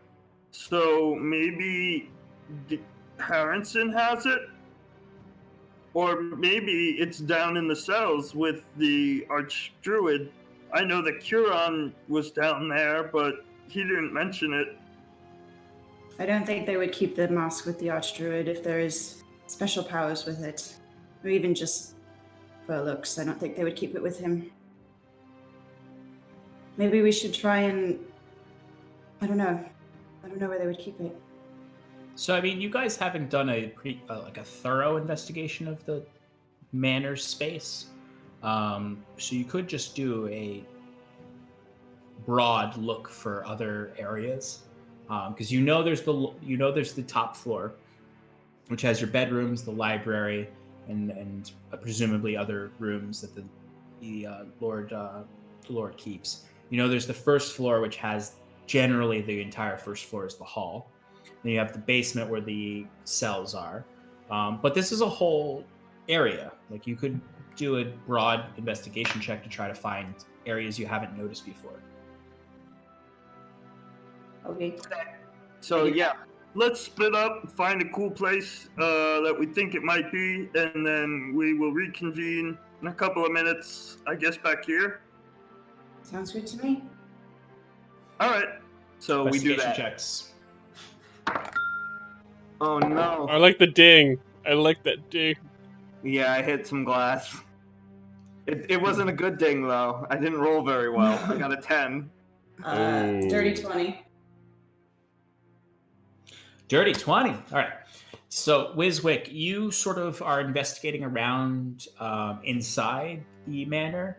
You peek into some other rooms. You see there's a study that just sort of has like a fireplace that's not lit. You're surprised at how unlocked the doors are. But for the most part, you don't find anything really new on the second floor. Scarlet, you go down below. First thing you notice is that the hall is really decorated at this point. There's like ribbons hanging from the pillars. There's big stocks of wood that are set up to burn the whole night in the two long braziers. Several long tables set up. You notice they're all coming out of the kitchen to bring all this stuff up, but you actually decide with that dirty 20, let's peek outside. And you step outside into the cool air of the cool early spring air, the March air of the day, and you notice the same courtyard with the fountain. But you notice to the side of you sort of step and kind of start walking around the perimeter, and you notice sort of attached to the house is a like a micro barracks, small barracks. It has an external entrance, but likely in somewhere inside there's another entrance here. Maybe it's from the prisons, but there is an external entrance. It's a smaller attachment made of stone out on the outskirts of the long hall. It might have some of the belongings of the Archdruid in it. It has a similar architecture to the barracks on a smaller scale, so it's definitely somewhere where the personal guards stay or keep their weaponry, or it's an armory of some kind. Not 100% certain what its purpose is, but it's the only unexplored space really at this point, besides locked rooms. Okay. Seeing that, then I'm going to go, with this new information, I'm going to go back and meet Wiswick outside my door. Easy enough. Did you find anything? So I stepped outside for a moment and I saw what looked like a smaller version of the barracks, which I don't think any of us have been in yet. And there was a door. I didn't see anybody outside of it, but I don't know if there could be another entrance, maybe through the dungeon downstairs. I don't know. What do you think? There were no entrances visible? No, there was one, but I don't know if there was a second one underneath. That might be a little more inconspicuous. Well, it's worth a shot. Better than what I came up with. Let's give it a try. Okay. So we'll walk down to the basement. Okay. I would like to, maybe, is there any, party setup things going around? Absolutely. I'm just gonna get, a tray or whatever I could see in, things are being tossed all over the place. Maybe it's just some party supplies. I just take something to make it look like I'm supposed to be, I'm going somewhere with something. Easy enough to do. Right idea. You find easy enough to find just sort of like a silver tray that someone left down that you're just sort of hoarding under your arm. Okay, great. Very smart. Give me just a quick sleight of hand for that. Okay. Just because there are a lot of people bustling around. I did that one for you, Alex. Thank you. I got another 10. This is not meant to be super hard, so easy enough to grab, sort of do that. I imagine Scarlett's walking very casually, and your Wiswick just sort of does a quick slip. Someone puts a silver platter down and just under the arm, and just sort of looking around as if you're meant to be carrying it down to the lower levels. Okay, so you guys are.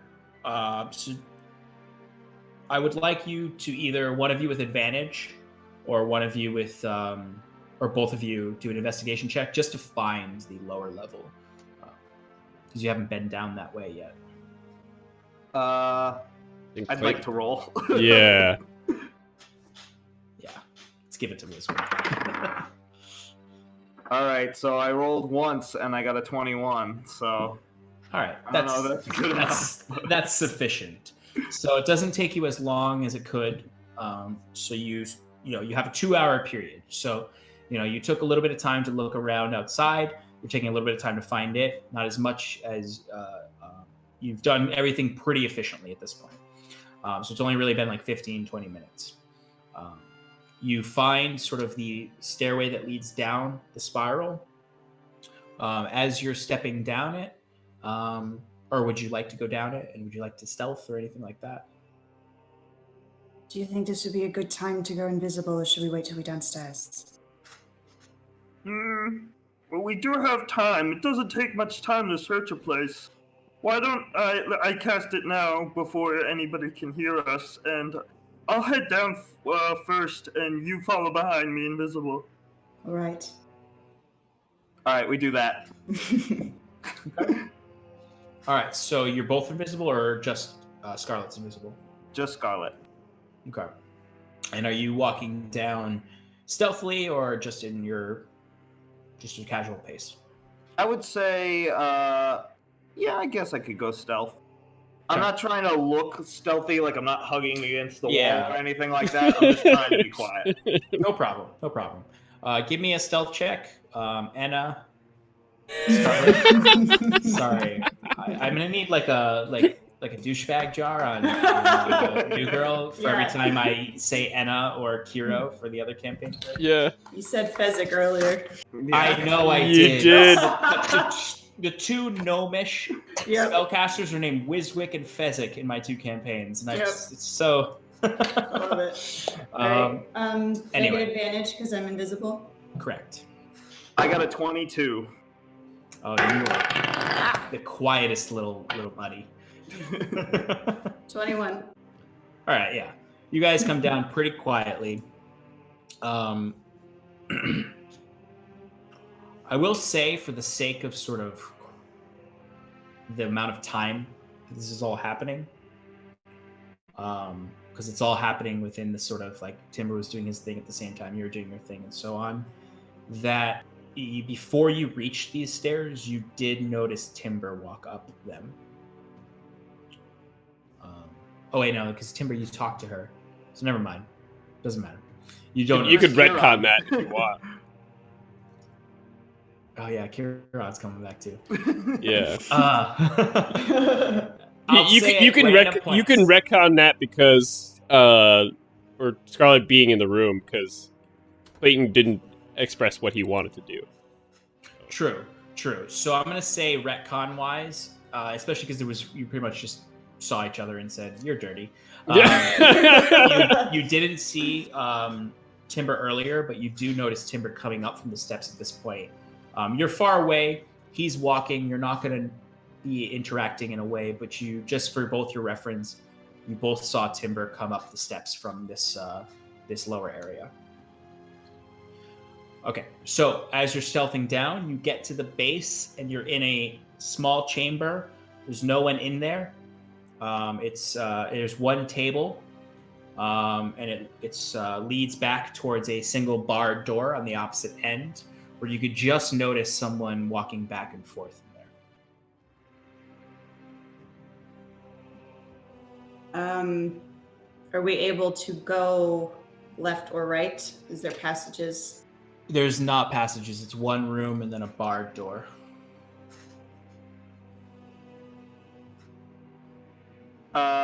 I'm gonna walk up to the person. Can I see the person? Like, do I know if it's a guard or not? You presume it's a guard the way they're patrolling back and forth. It's mostly a silhouette behind torchlight, but they look like a guard. You know it's a guard. Are they guarding anything in specific, or is it just an empty room? You're not sure at this point. Okay, I cast sleep on the guard. Okay. All right. We'll make it a level 2 spell. So sleep is an area, right? Yes, it is. Okay. So how big of an area is it? 20 feet. 20 feet. Okay. And remind me of how sleep works. It's you roll a certain amount of dice, and it's a hit point thing, right?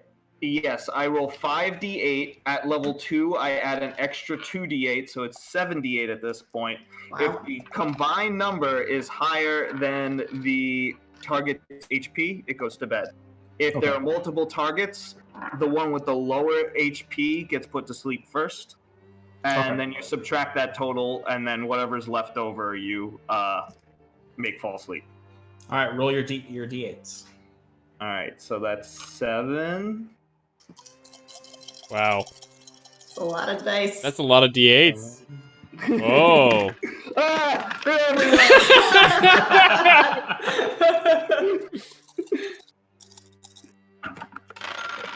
Okay, here we go. Time for math. Count along with me. 10, 19, 22, 23, 25. 25. The perfect amount of numbers. Oh no. I don't know if that's a good perfect or a bad perfect. I don't either. So you see the torchlight in there. The torchlight's constant. It's clearly sconces in the walls. He's not carrying the torch.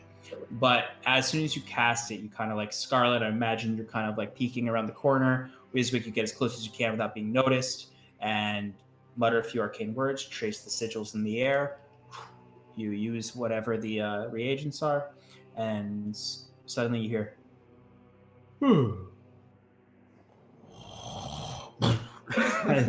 as you just see the guard completely collapses down. And as far as you can tell, there's no other movement in there. You hear briefly the sound of chains wrangling for a second. But after a moment, no sound, and then just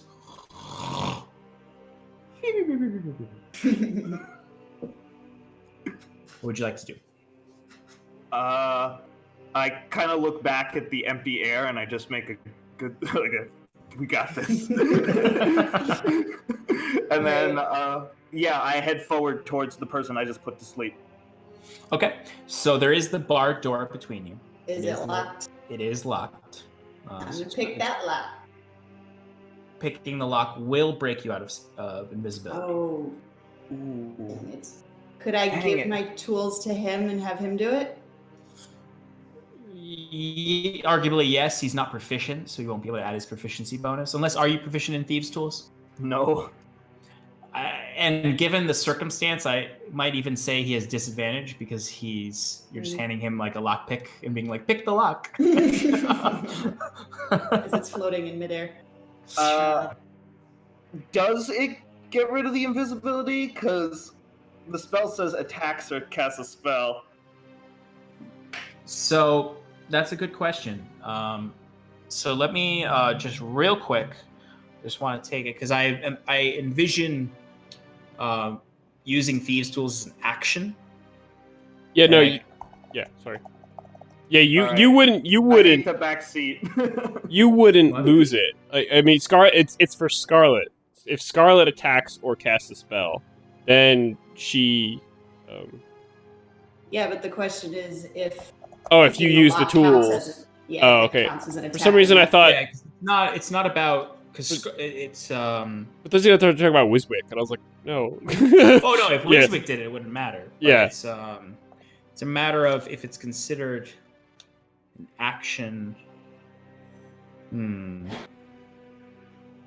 I mean, it specifically says attacks or casts a spell. It says nothing about actions. How you want to interpret that as a DM is up to you, Yeah.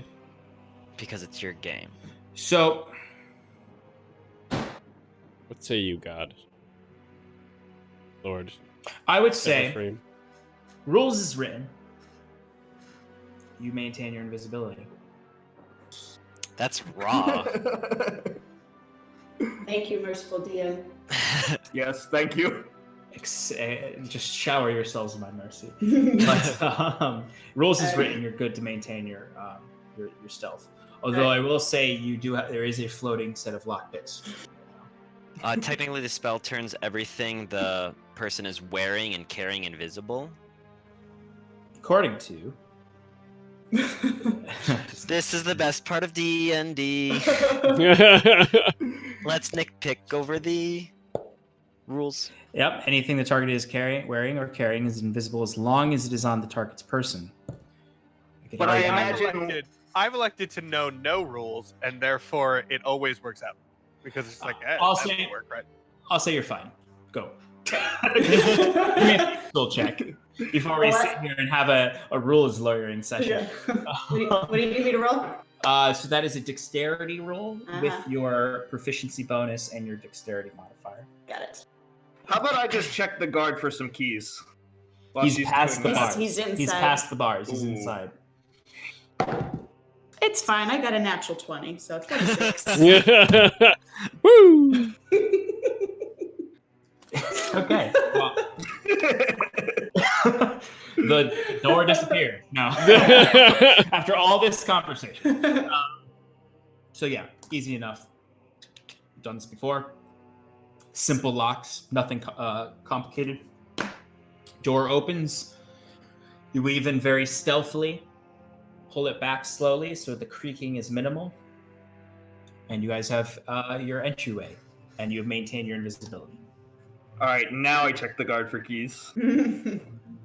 So you do find a ring of keys that has 3 keys on it. Okay, I take it. Easy enough. All right, are there passageways in here, left, right, or the back? The second you step inside, you notice a few things Okay. right away. It's very similar to the prison in the barracks basement that you were in, Anna. Mm-hmm. Scarlet, dollar in the douchebag jar. Central cage, figure. You see the archdruid. Mm. He is chained up. He is awake and staring, eyes bulged forward because he just saw a guard collapse down. And he's just, his mouth clasped with an iron mask, arms chained up. He's on his knees, legs clasped together, and he's just staring at the both of you. The widest eyes, almost bulging out, like you can see the veins. And he's just, Can he see me? oh, he sees, well, he can't see you, as far as you know, but he can see Wiswick for sure. There are cages to your left and cages to your right that are empty. Past him, his cage literally goes like this against the wall, to the right, or my right, your left. No, your right when you're walking in.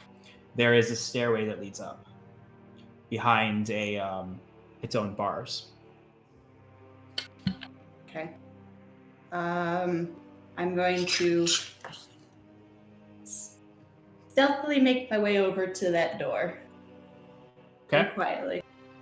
I'm gonna let her do that. And in the meantime, I'm gonna take those keys and I'm gonna look quite frightened at the archmaester druid. And then, yeah, I almost said maester. Nice chains you got there. And I'm going to pull down my pants and moon him.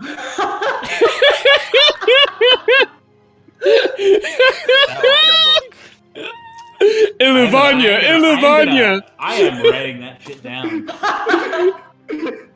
Wiswick Moons. Moon's the current villain.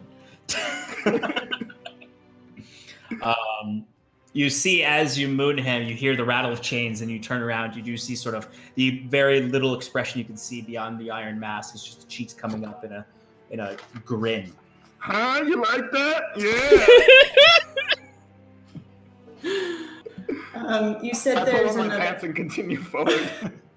And I imagine as you get close to his cage, he's just sort of like, and it's sort of it is frightening because he does look wild. He's got that pale blonde gray hair all stretched back. It's got that sweaty bald look of just like, oh, like this man has very thin hair, but he has a full length hair coming back, so it's really gross looking kind of. He's in like prisoner garb.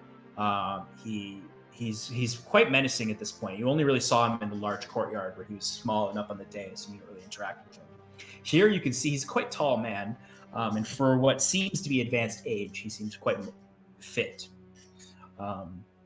Scarlet, what did you ask about the door? Is there another door there? Yeah, it's the same as the door before. It's locked. Barred It's door. locked.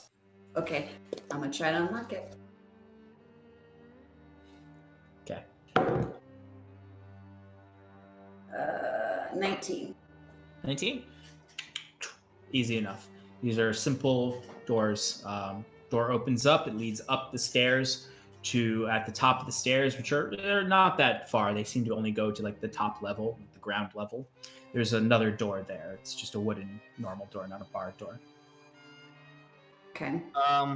I'm actually gonna stay behind because I want to tie up the guard that is currently asleep, Okay.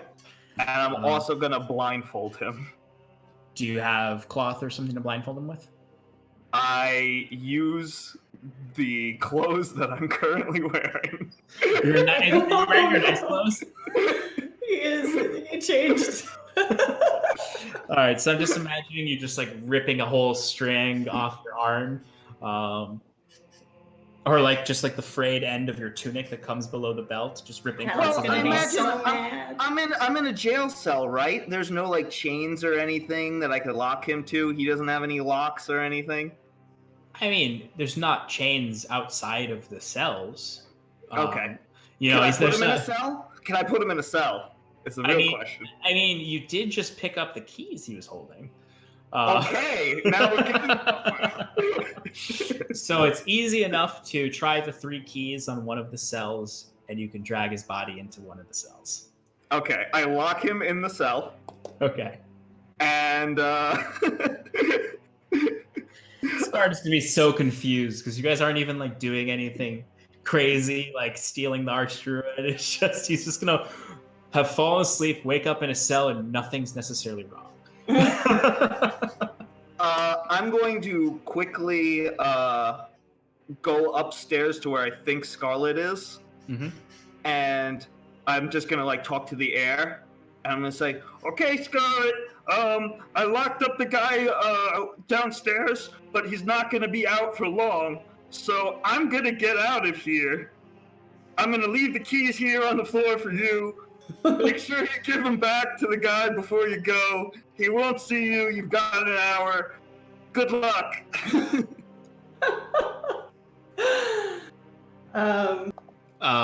So I hope you heard all of this. I heard you. Why? So important to note, the Oh, guard is asleep for a minute. Oh God, that's not a lot of time. Wiswick is Turn over leaving. the hourglass. You have quite a bit of time on your invisibility left. What are you doing, Scarlet? All right. Having Wiswick heard just him. scampered off, and you heard him. Yep. Okay. I'm gonna go. The door that's at the top of the stairs. Open. It is currently unlocked. Cool. It is not open. Okay. Very carefully open it. Stealthily open the door. Give me a stealth check. Advantage because I'm invisible. Yes. Thank God. 27. Well, lucky for you, I rolled a natural 1. So you open it just enough so you can slip through. What you see next is a small vestibule area made of stone, similar to the building you saw outside. There is one guard there who's just sort of leaning against the wall.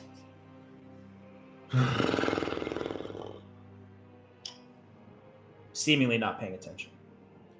There is a passageway to your right, a passageway to your left, passageway forward. Oh. Forward, there's a door.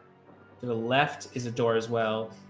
To your right, there's a door as well. To your left, it leads into a small alcove. All right. I'm gonna try the left first. Okay. Since there's no door there. Give me another stealth check. Ooh. With an advantage because you're invisible. Yeah. Thank God, because I rolled a 1. 21. Okay. So the guard who is leaning against the wall on the far side doesn't seem to notice you at all. When you go into the alcove, it seems to be a storage area. There's boxes, crates, all behind a desk. There's probably about a dozen crates there. You see some weapons hanging against the back wall, some swords, some daggers, a heavy crossbow. You see there's an area where there's kind of a mess of chain mail that's kind of tangled together. It seems like it's a general storage area for arms and goods. Would I be able to do like a general investigation check to see if I can find the mask? So, two ways to think of this. Are you gonna like pull through the boxes? Because that's investigation. If you're scanning, that's perception. All right. Well, I don't want to make noise, so I'm just gonna scan. Give me a perception. Natural 20. Okay. 24.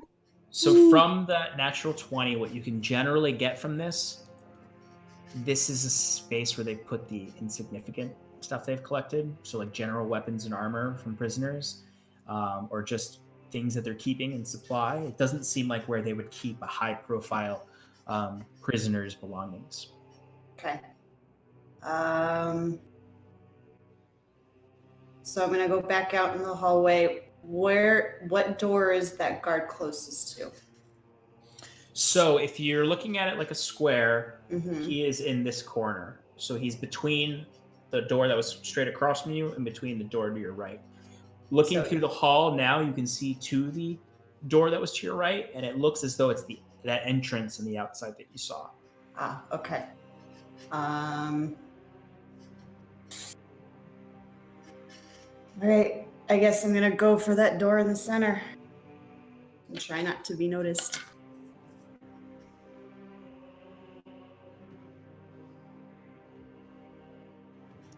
So you're gonna try? Are you gonna try to open it, or are you, what are you trying to do? Just get to it and open Is it? there like is it barred? Is there a window in it, or is it just a solid door? It's just a solid wooden door. The guard is just sort of sitting there, like chewing on a fingernail. Like, what do you want to do? Just gonna go straight for it, or are you trying to? How hard would it be to knock this guy out with the butt of my dagger? Significantly hard because Cool. he's wearing, you'd have advantage on the attack because you're invisible, Mm-hmm. but to knock him out outright, Mm-hmm. be very hard. You could try to stealth kill him. Yeah, I want to do that. Are you really? Oh no! Yeah, What have I I done? Let's go for it. Out of curiosity, why?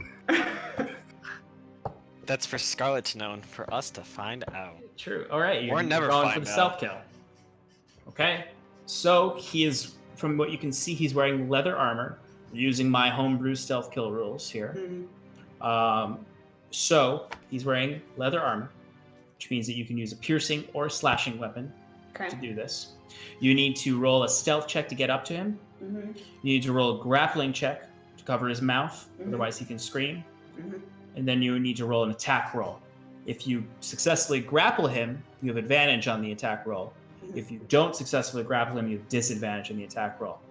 If you hit him, he goes down.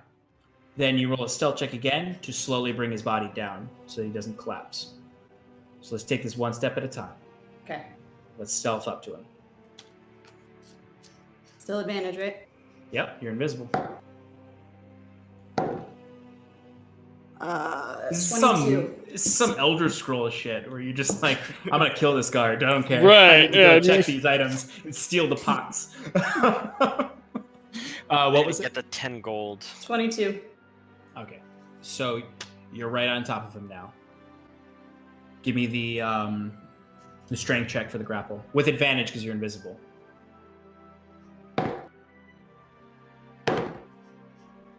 12.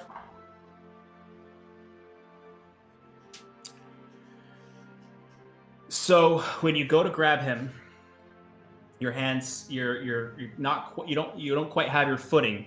You're sort of overconfident from being invisible, and you don't quite get a hold of him. So you don't quite have your hand over his mouth. So Mhm. you just immediately like go for the attack roll with the disadvantage. Question. Mhm. Since is this technically surprise? 'Cause you know I Yes. was Oh, there. I guess no, because you grappled him first. So So you knew I was there before I attacked. So he knew you were there when you Uh-huh. attacked. Okay. So go ahead and attack him with disadvantage because he is somewhat flailing at this point. You don't have a good grasp on him. Okay.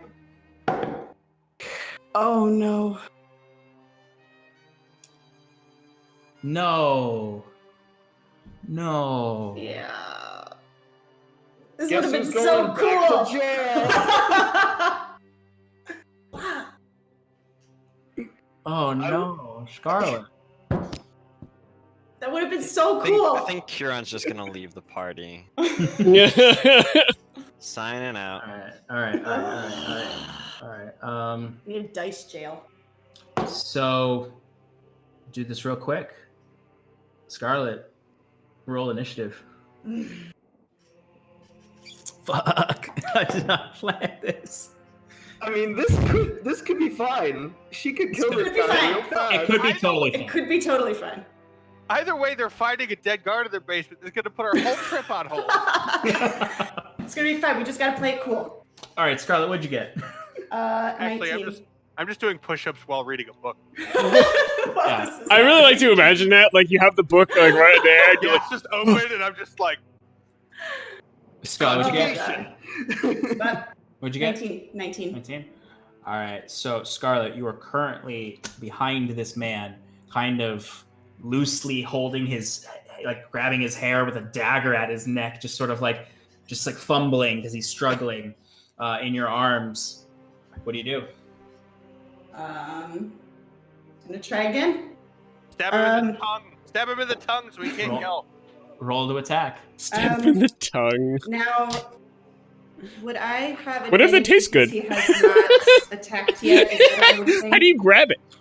Is that an assassination rogue thing? I believe it is. I'm looking right now. Let's see. You have advantage on attack rolls against any creature that hasn't taken a turn in combat yet. Sweet. So let's pull back for a moment. Okay. You have advantage on attack rolls against creatures who have not attacked in combat yet, right? Yes. Yes. So, ipso facto, not to be the generous DM again, but you technically then, your advantage would cancel out your disadvantage when you attacked him for the stealth kill. So did you roll the one first? But was that combat? So it's It says combat. I mean, I'll take it. technically you haven't entered combat yet, but I will allow you to roll one more time for it. Okay. Do you remember what your other roll was on that disadvantage? It was a 1. No, but the other roll that was not the one. Thought I only rolled once with disadvantage. No, you Oh. rolled rolled twice and twice. took the lower one. Yeah, I did. Twice. Oh, I didn't roll again because I only rolled the 1. Oh, okay. Well, then that makes this a little bit more obviously. That's the one we're gonna go with then. So go ahead and roll your attack with advantage because we're in this now. No. 24. That hits for sure. So go ahead and roll damage. And this is not sneak attack, right? If you No. have advantage. Oh, wait. Oh yeah, technically Yeah. you have advantage, so it is sneak attack. Yeah. It's 2d6 now. great, right? 3 plus 4, that's 7. Plus another 4. 11 points of damage. Great, Okay. right? Great. Crit? Is that an assassination thing? Any Yeah. hit you score against a creature that is surprised. Is that technically surprise? Oh. I don't think he was surprised though, because He seems pretty surprised to me. No. I'd say that was a surprise. okay, so All right, so that's 20. no, hold on. I added the modifier. 6 plus 4. The sneak attack damage is not doubled, right?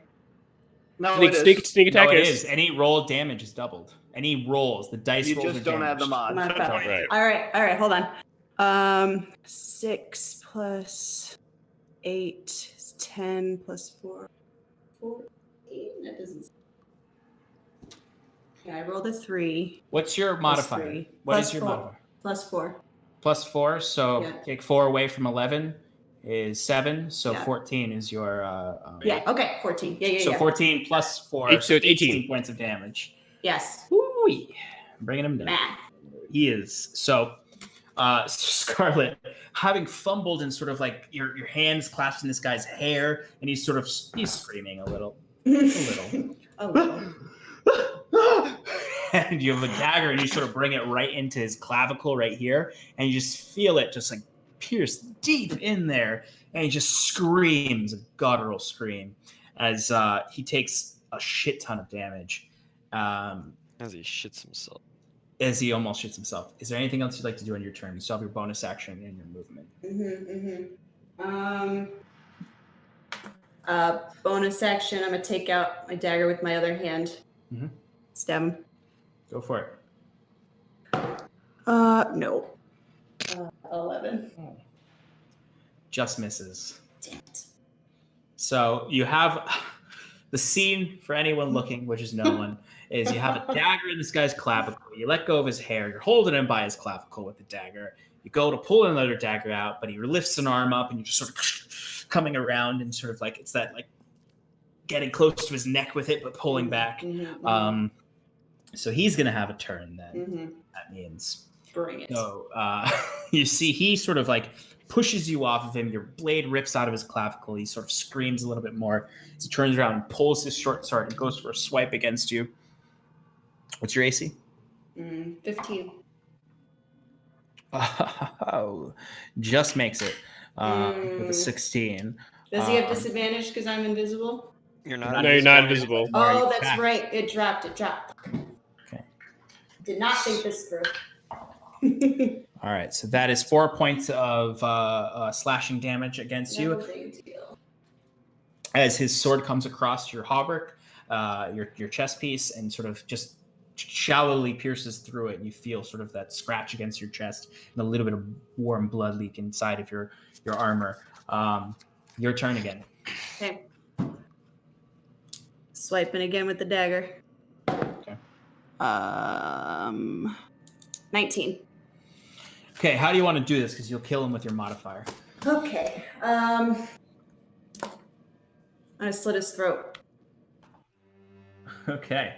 So he, after getting a, whole scene, stab, thrusts you off as you try to get him off, pulls away, slashes you across the chest. You take a moment to grab it before kind of lunging forward, pushing him into the wall against the opposite side of you, and just sort of bringing the knife up into his throat. And you're face to face with him as his blood starts to pour shooting out of his neck. He's just like, and there's blood all over your hauberk, your chest piece, your leather chest piece, as his body just sort of and slinks to the ground. As you hear someone down below. What? How do I get in here? Let me out! As you hear the shaking of bars. Luckily for you, Wiswick locked that guard in a cell and gave you the keys. What do? You just killed one of the guard of Lord Harrison. His corpse is now in the room. There's a guard below who heard everything but seen nothing, and is locked in a cell he does not have the keys for, with a terrorist inside who saw you walk. Well, didn't see you actually. Only saw Wiswick.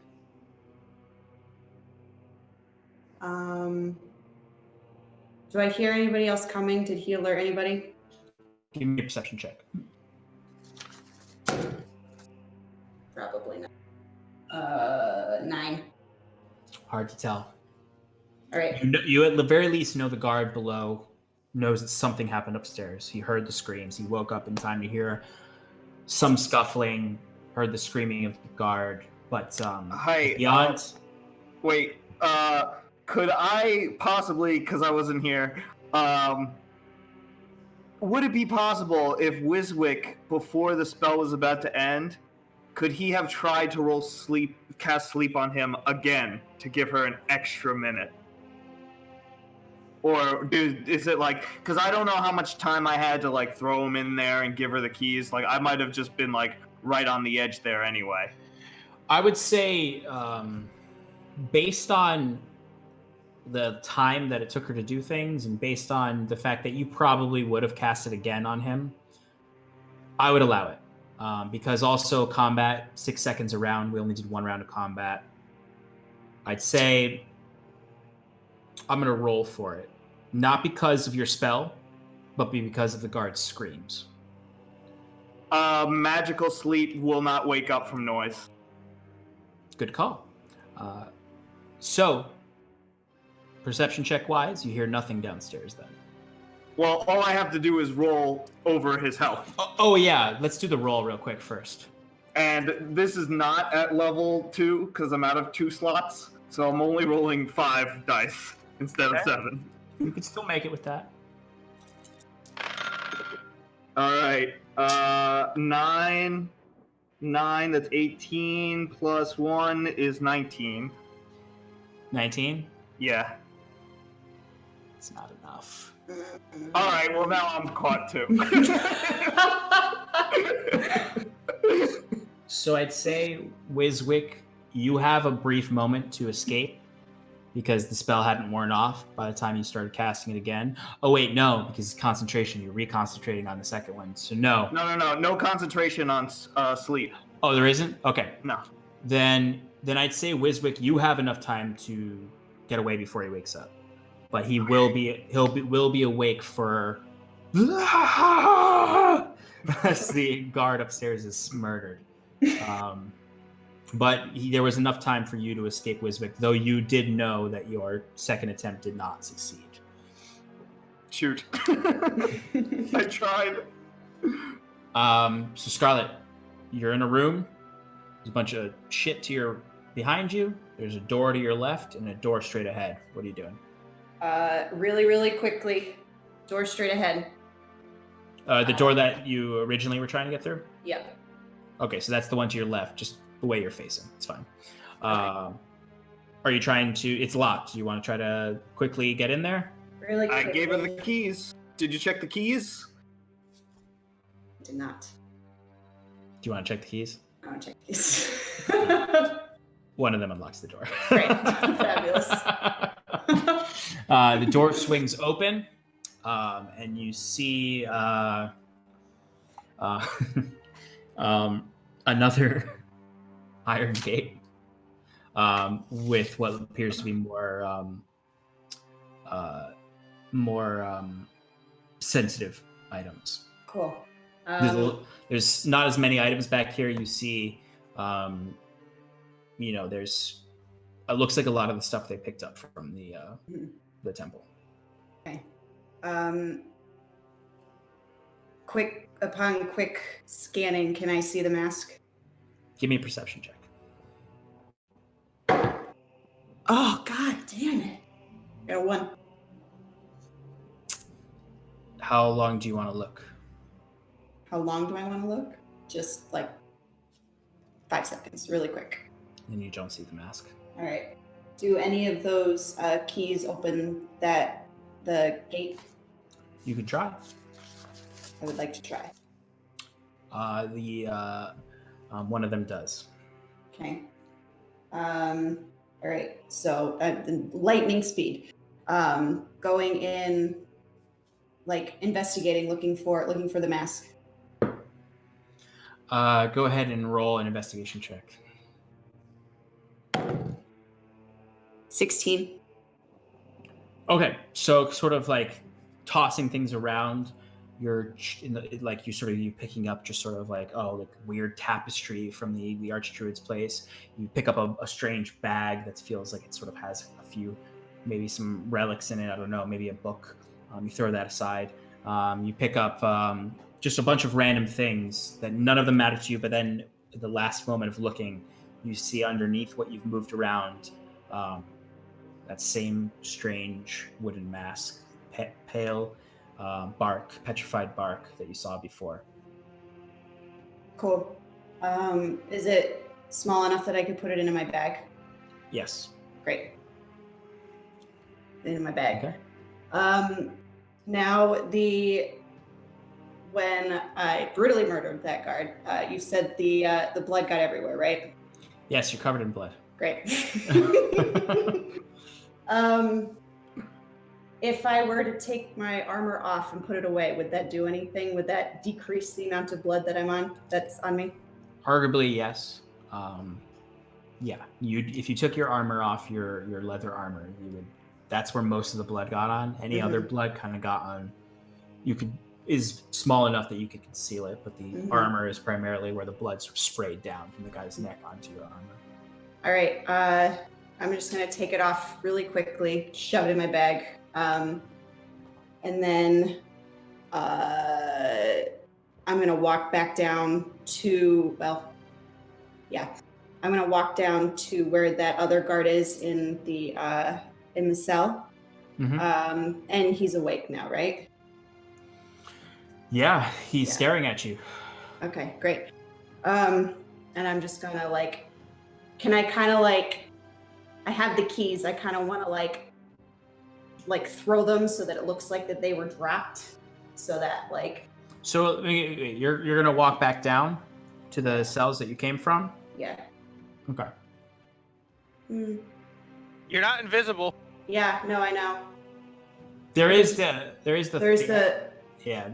other entrance. The other entrance. Yeah. So you could, you'd be leaving that guard in there, and but you can leave that way too. Yeah. You don't know who's outside right now, but. Yeah. Okay. Well, I still have the keys. I really don't want those on me anymore. Okay. So I guess I will chuck them down the stairs and then try and go out the go out the door. Seems to be your only option. Yep. So easy enough to chuck the keys down the stairs. You hear them ching ching ching. You hear and you hear him kind of reaching through the bars trying to get to it as you thrust the door open. Oh, did we just lose Stefan? Oh no. Yeah, we did. Technical difficulties. Take us to technical difficulties. Yeah, we're on technical difficulties. That's not. That's what happens when we lose someone. Yeah.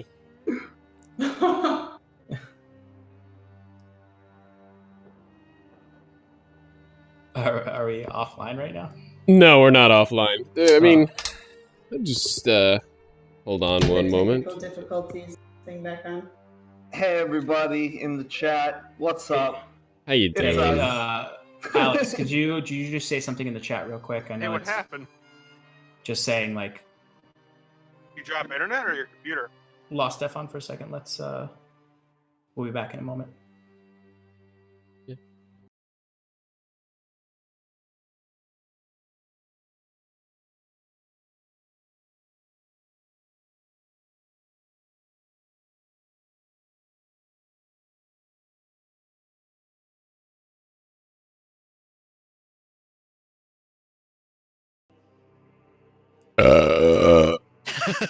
Yeah, everyone get your right there. That's no, that was on stream.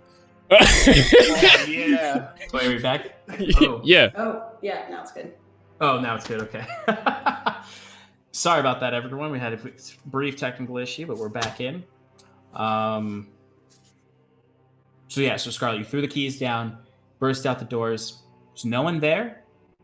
So I imagine you just start to casually walk. Very, very casual. And what are you gonna do? So when I came out, I guess I'll go back in the way that I stepped out before. Mm-hmm. And I will go find Wiswick. I'm assuming that he would have run back to my room.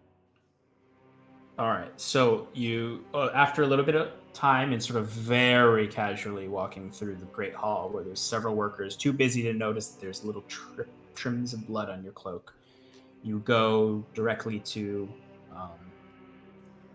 your room and you find Wiswick waiting there for you. Okay. Oh, jeez. And I cast prestidigitation and cling up. Yeah. Thank you. Well, What happened out there? that was a tad bit messier than I had hoped it to be. So, if anyone... Did they see you? I don't think so, no. Okay. The one person that did is dead now, so... Yes. So with that, I'm just gonna take out the armor and take out the mask and hand it to him. Grab the mask and I say, "You got it! Great job! All right, we never speak of this again. I never came in here. You never did. Don't tell Kieran or anybody. Definitely not Kieran. You can't keep a secret." Would you mind doing that thing you just did? Could you do that on my armor really quick? Yeah, I prestidigitate the armor, make it clean. Easy enough. But yes. Is Timber in the room at all? Yes. Oh. Timber, you wake up and see. You wake up to see Wiswick cleansing blood from Scarlet's armor and him holding the mask of the Archdruid triumphantly and saying, "Don't tell Kieran. Don't tell Kieran." I swear to God, if that mask is literally just a piece of wood, because you were like, "Oh, I gotta get that mask," and the whole time, this entire time, I was like, "It's just a piece of wood," and I was like, But we should be good. But jumping back in where we just were was Timber waking up to see Scarlet and Wiswick doing shady shit. Okay, so I'm gonna take the mask. I'm immediately gonna. Oh wait, do I have? I probably have spell slots.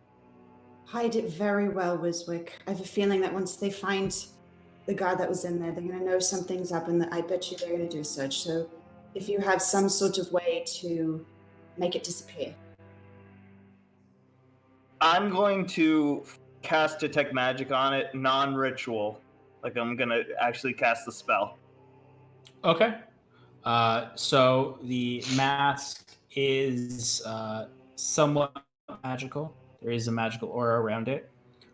School is indecipherable to you because it's seemingly not a school. It's something new you haven't seen before.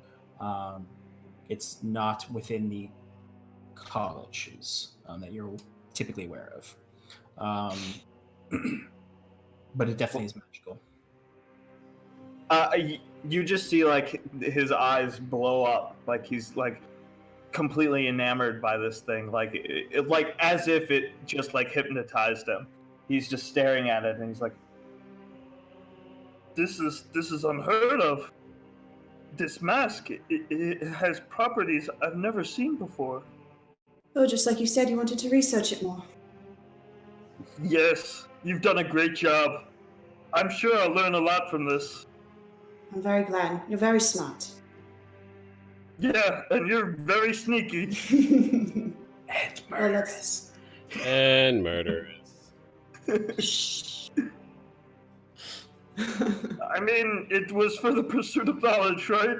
Do you know if that guy Science. has a family? Oh God, don't go there. He definitely had children do too. you have a way that you can hide it? I mean, I could hide it in my cloak. I've got a really big trench coat. It's at this point, Scarlet, you do notice Timber just sort of looking up at you. We'll talk later. Who are you talking to? Um, I'm the only one in here. Who are you talking to? Oh my God. Talking to Timber, of course. I talk to him like I talk to all my friends. Just because. Get off, you stupid mutt! You're distracting. No. Don't talk to him. I walk over and I try to grab the mask in my mouth. No. Nope. I bat him away. Okay, I don't know how to hide this thing. I can keep it in my bag. Nobody's gonna check it. I don't think they'll think it's me, but there was magic. So, right? Am I the only magic person in this place? Maybe it's not good if I carry it. I don't think I should carry it. But I don't think it should be in any of our rooms. I'm gonna transform into a human in front of Wiswick. Oh. I was waiting for it. So Wiswick, for the first time, you sort of are like panicking, looking between Timber and Scarlet as if Timber's going to give you an answer, and then suddenly, when you look at Timber, you see the wolf just sort of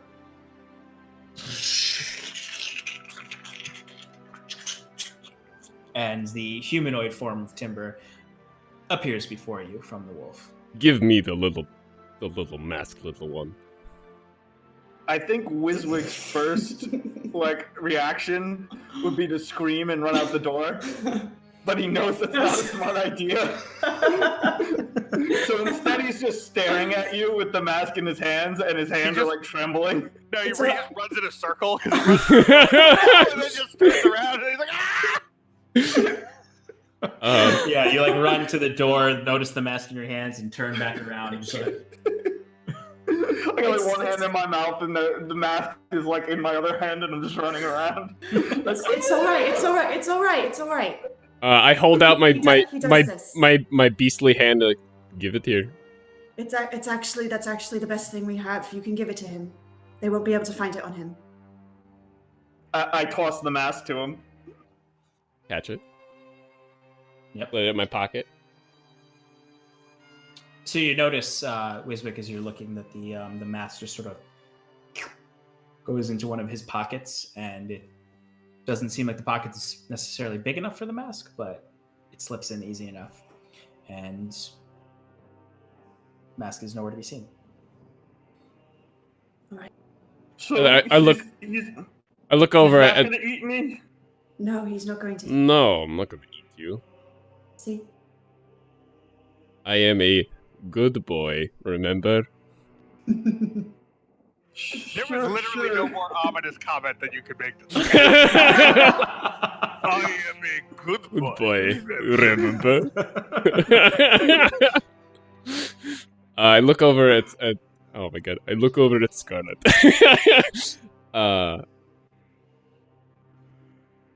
Why do you have blood on you? There are only innocent people here.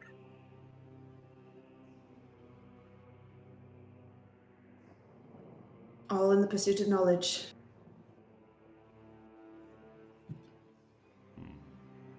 You can understand that, right?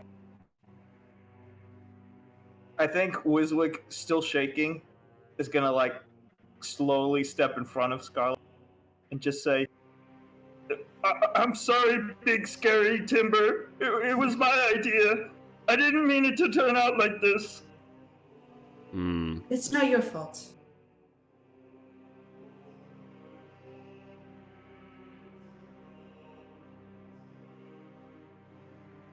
Don't let anyone else find out.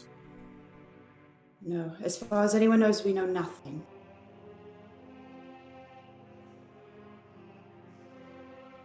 Well, do as you please. Don't tell Kieran. I'll make my own judgments. I won't tell Wiswick, why can't Kieran. we tell Kieran? Because he's a terrible liar. Have you ever met him? Oh, yes. He literally says everything that's on his Yes. mind at all times. Yes, you did say that. Yes, I understand now. Okay, great. As long as we're all on the same page. We are now. Okay, I'm gonna go process everything that's happened in my room alone. So Wiswick leaves, and it's just Scarlet and Timber right now. Oh, great. Oh no, we've lost Sean. Sean's had it with our bullshit. Sean's had it with our bullshit, yes. Oh my god. Our, Oh, wait. Puff, come on, it's me now. yeah, it's your It's making turn. the rounds. Something's That's making the rounds. really weird because my internet didn't drop. Yeah, it's definitely something to do Discord at this point. Yeah. All right, well, I'm ready to jump back in when I never stopped it. Oh, sorry, there's something going on with our Discord tonight, but we're back. So at this point, Wiswick leaves. I'm assuredly rustling to his bedroom to sort of, oh no. And then, but Scarlet and Timber, you're alone together. Timber is still in his humanoid form at this point. You get Couldn't yourself be any caught witnesses. again. I'm out. Just like that. Mm-hmm. Will not go Just down. like that. I will not go down. Being caught in unreasonable ways. Being caught. Just like the dagger being put to jail. You have to make silly mistakes. I won't get caught again. And with that, I'm just gonna go back into wolf form. Mm-hmm. And then curl up in the corner. So you see him curl away from you. The mentioning of getting caught stings a little. And in the rush of things, as always with any sort of doing of crimes, it hits you. And you're sitting there and you're realizing that's probably an innocent man. Especially how lazy he looked. He's probably a very innocent man. It reminds you of similar moments. All right. Cal is doing squats now. I was just about to say, after this heavy moment, what's Cal up to? I'm just reading, doing squats. Like, oh, interesting. Oh, I didn't know the subjective form of primordial was like that. Yeah, the dedication to the reading of the book. I know, right? No, I will learn a new language by the end of this goddamn campaign.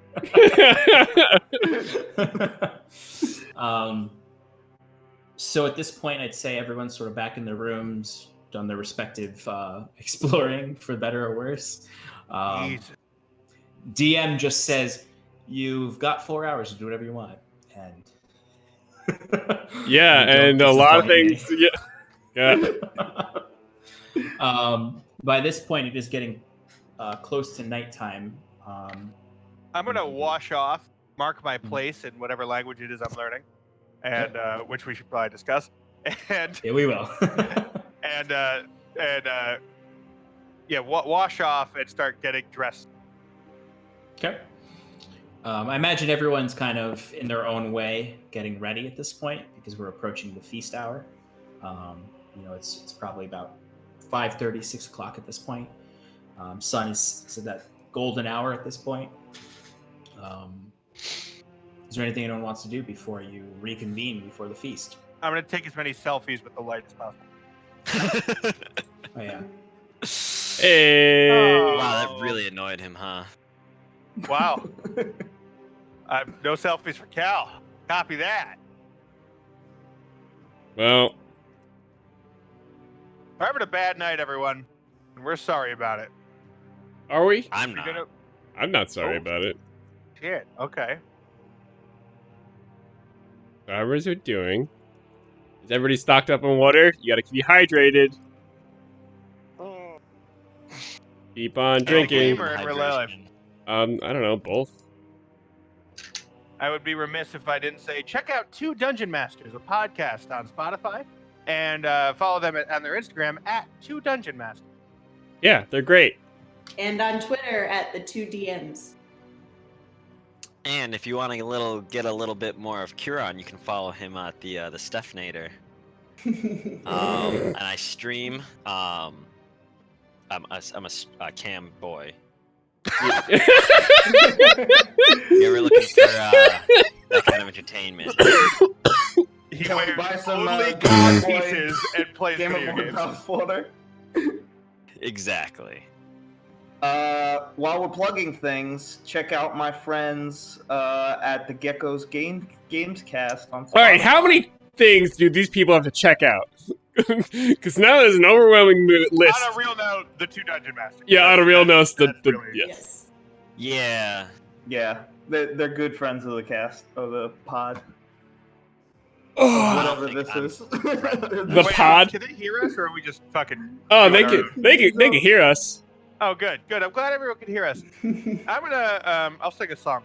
Please, Tim. Oh, no. Oh, thank There we go. Perfect timing. We're back. You know what's the Yay. weirdest thing is it's obviously not my internet because the battle cam just kept Yeah, the Right. battle cam was music Yeah. kept up. and like I was able to go onto a browser and everything. It must be something going on with Discord right now.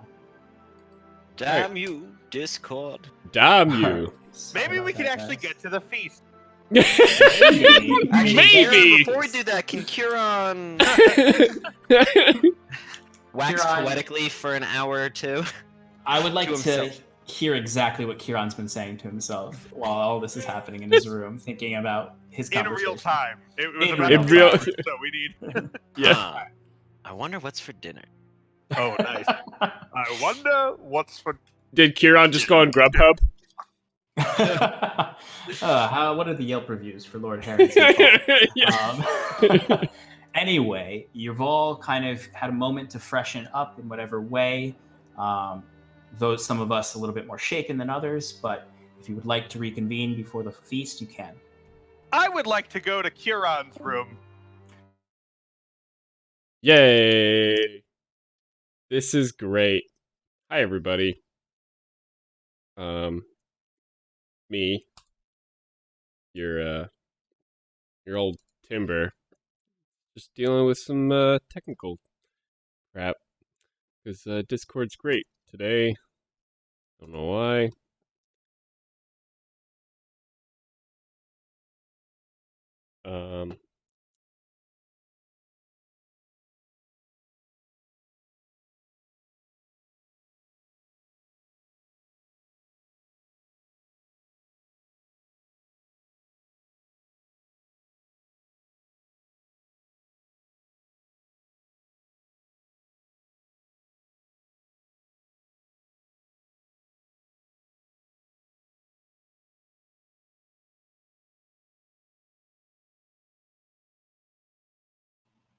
Alex is coming back. Battle cam is. Getting there. Oh, I hear Alex. Which one's Alex? I'm here. It's the ugly one. Oh. I am the prettiest one. Check. Right. All right, we're getting an echo from Yeah. you, Alex. Me? No, it's probably No, yeah. Definitely. Echo's gone. No, it's not. Echoes No, on. it's not. Oh, shit. no, it's not. Okay. I gotta re-mute everyone. Someone speak. Check Hey. one, check two. Still a bad echo. Check 3, check 4, check 5, check 6. Alex, you talk. Okay. Oh, there it is, Sean. You got it. All good? All right. Maybe. Sounds good. Yeah. Are we back on? Yeah, yep. All right. Really sorry, guys. I don't know what's going on tonight with our. What is going on? Just call it. All right, we gotta call it, guys. If we're still live and you can see my shoulder, there's something going on with our Discord tonight, guys. We're really sorry about it. We're just gonna have to call it early tonight, unfortunately. But we'll pick up next week in time for. Well, essentially, we'll get to that freaking feast. Maybe something other than terrible things will happen. Maybe the group won't keep falling ass backwards into problems. But we're gonna have to call it tonight. Unfortunately, everyone, something going It's on. going to be a with joy Discord. to edit. But catch us next week on Monday, 7 p.m. Eastern Standard Time. We'll jump back in right where we left off. Again, sorry for the technical difficulties tonight.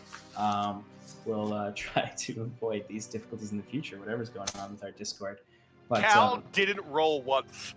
I just want to Well, oh no.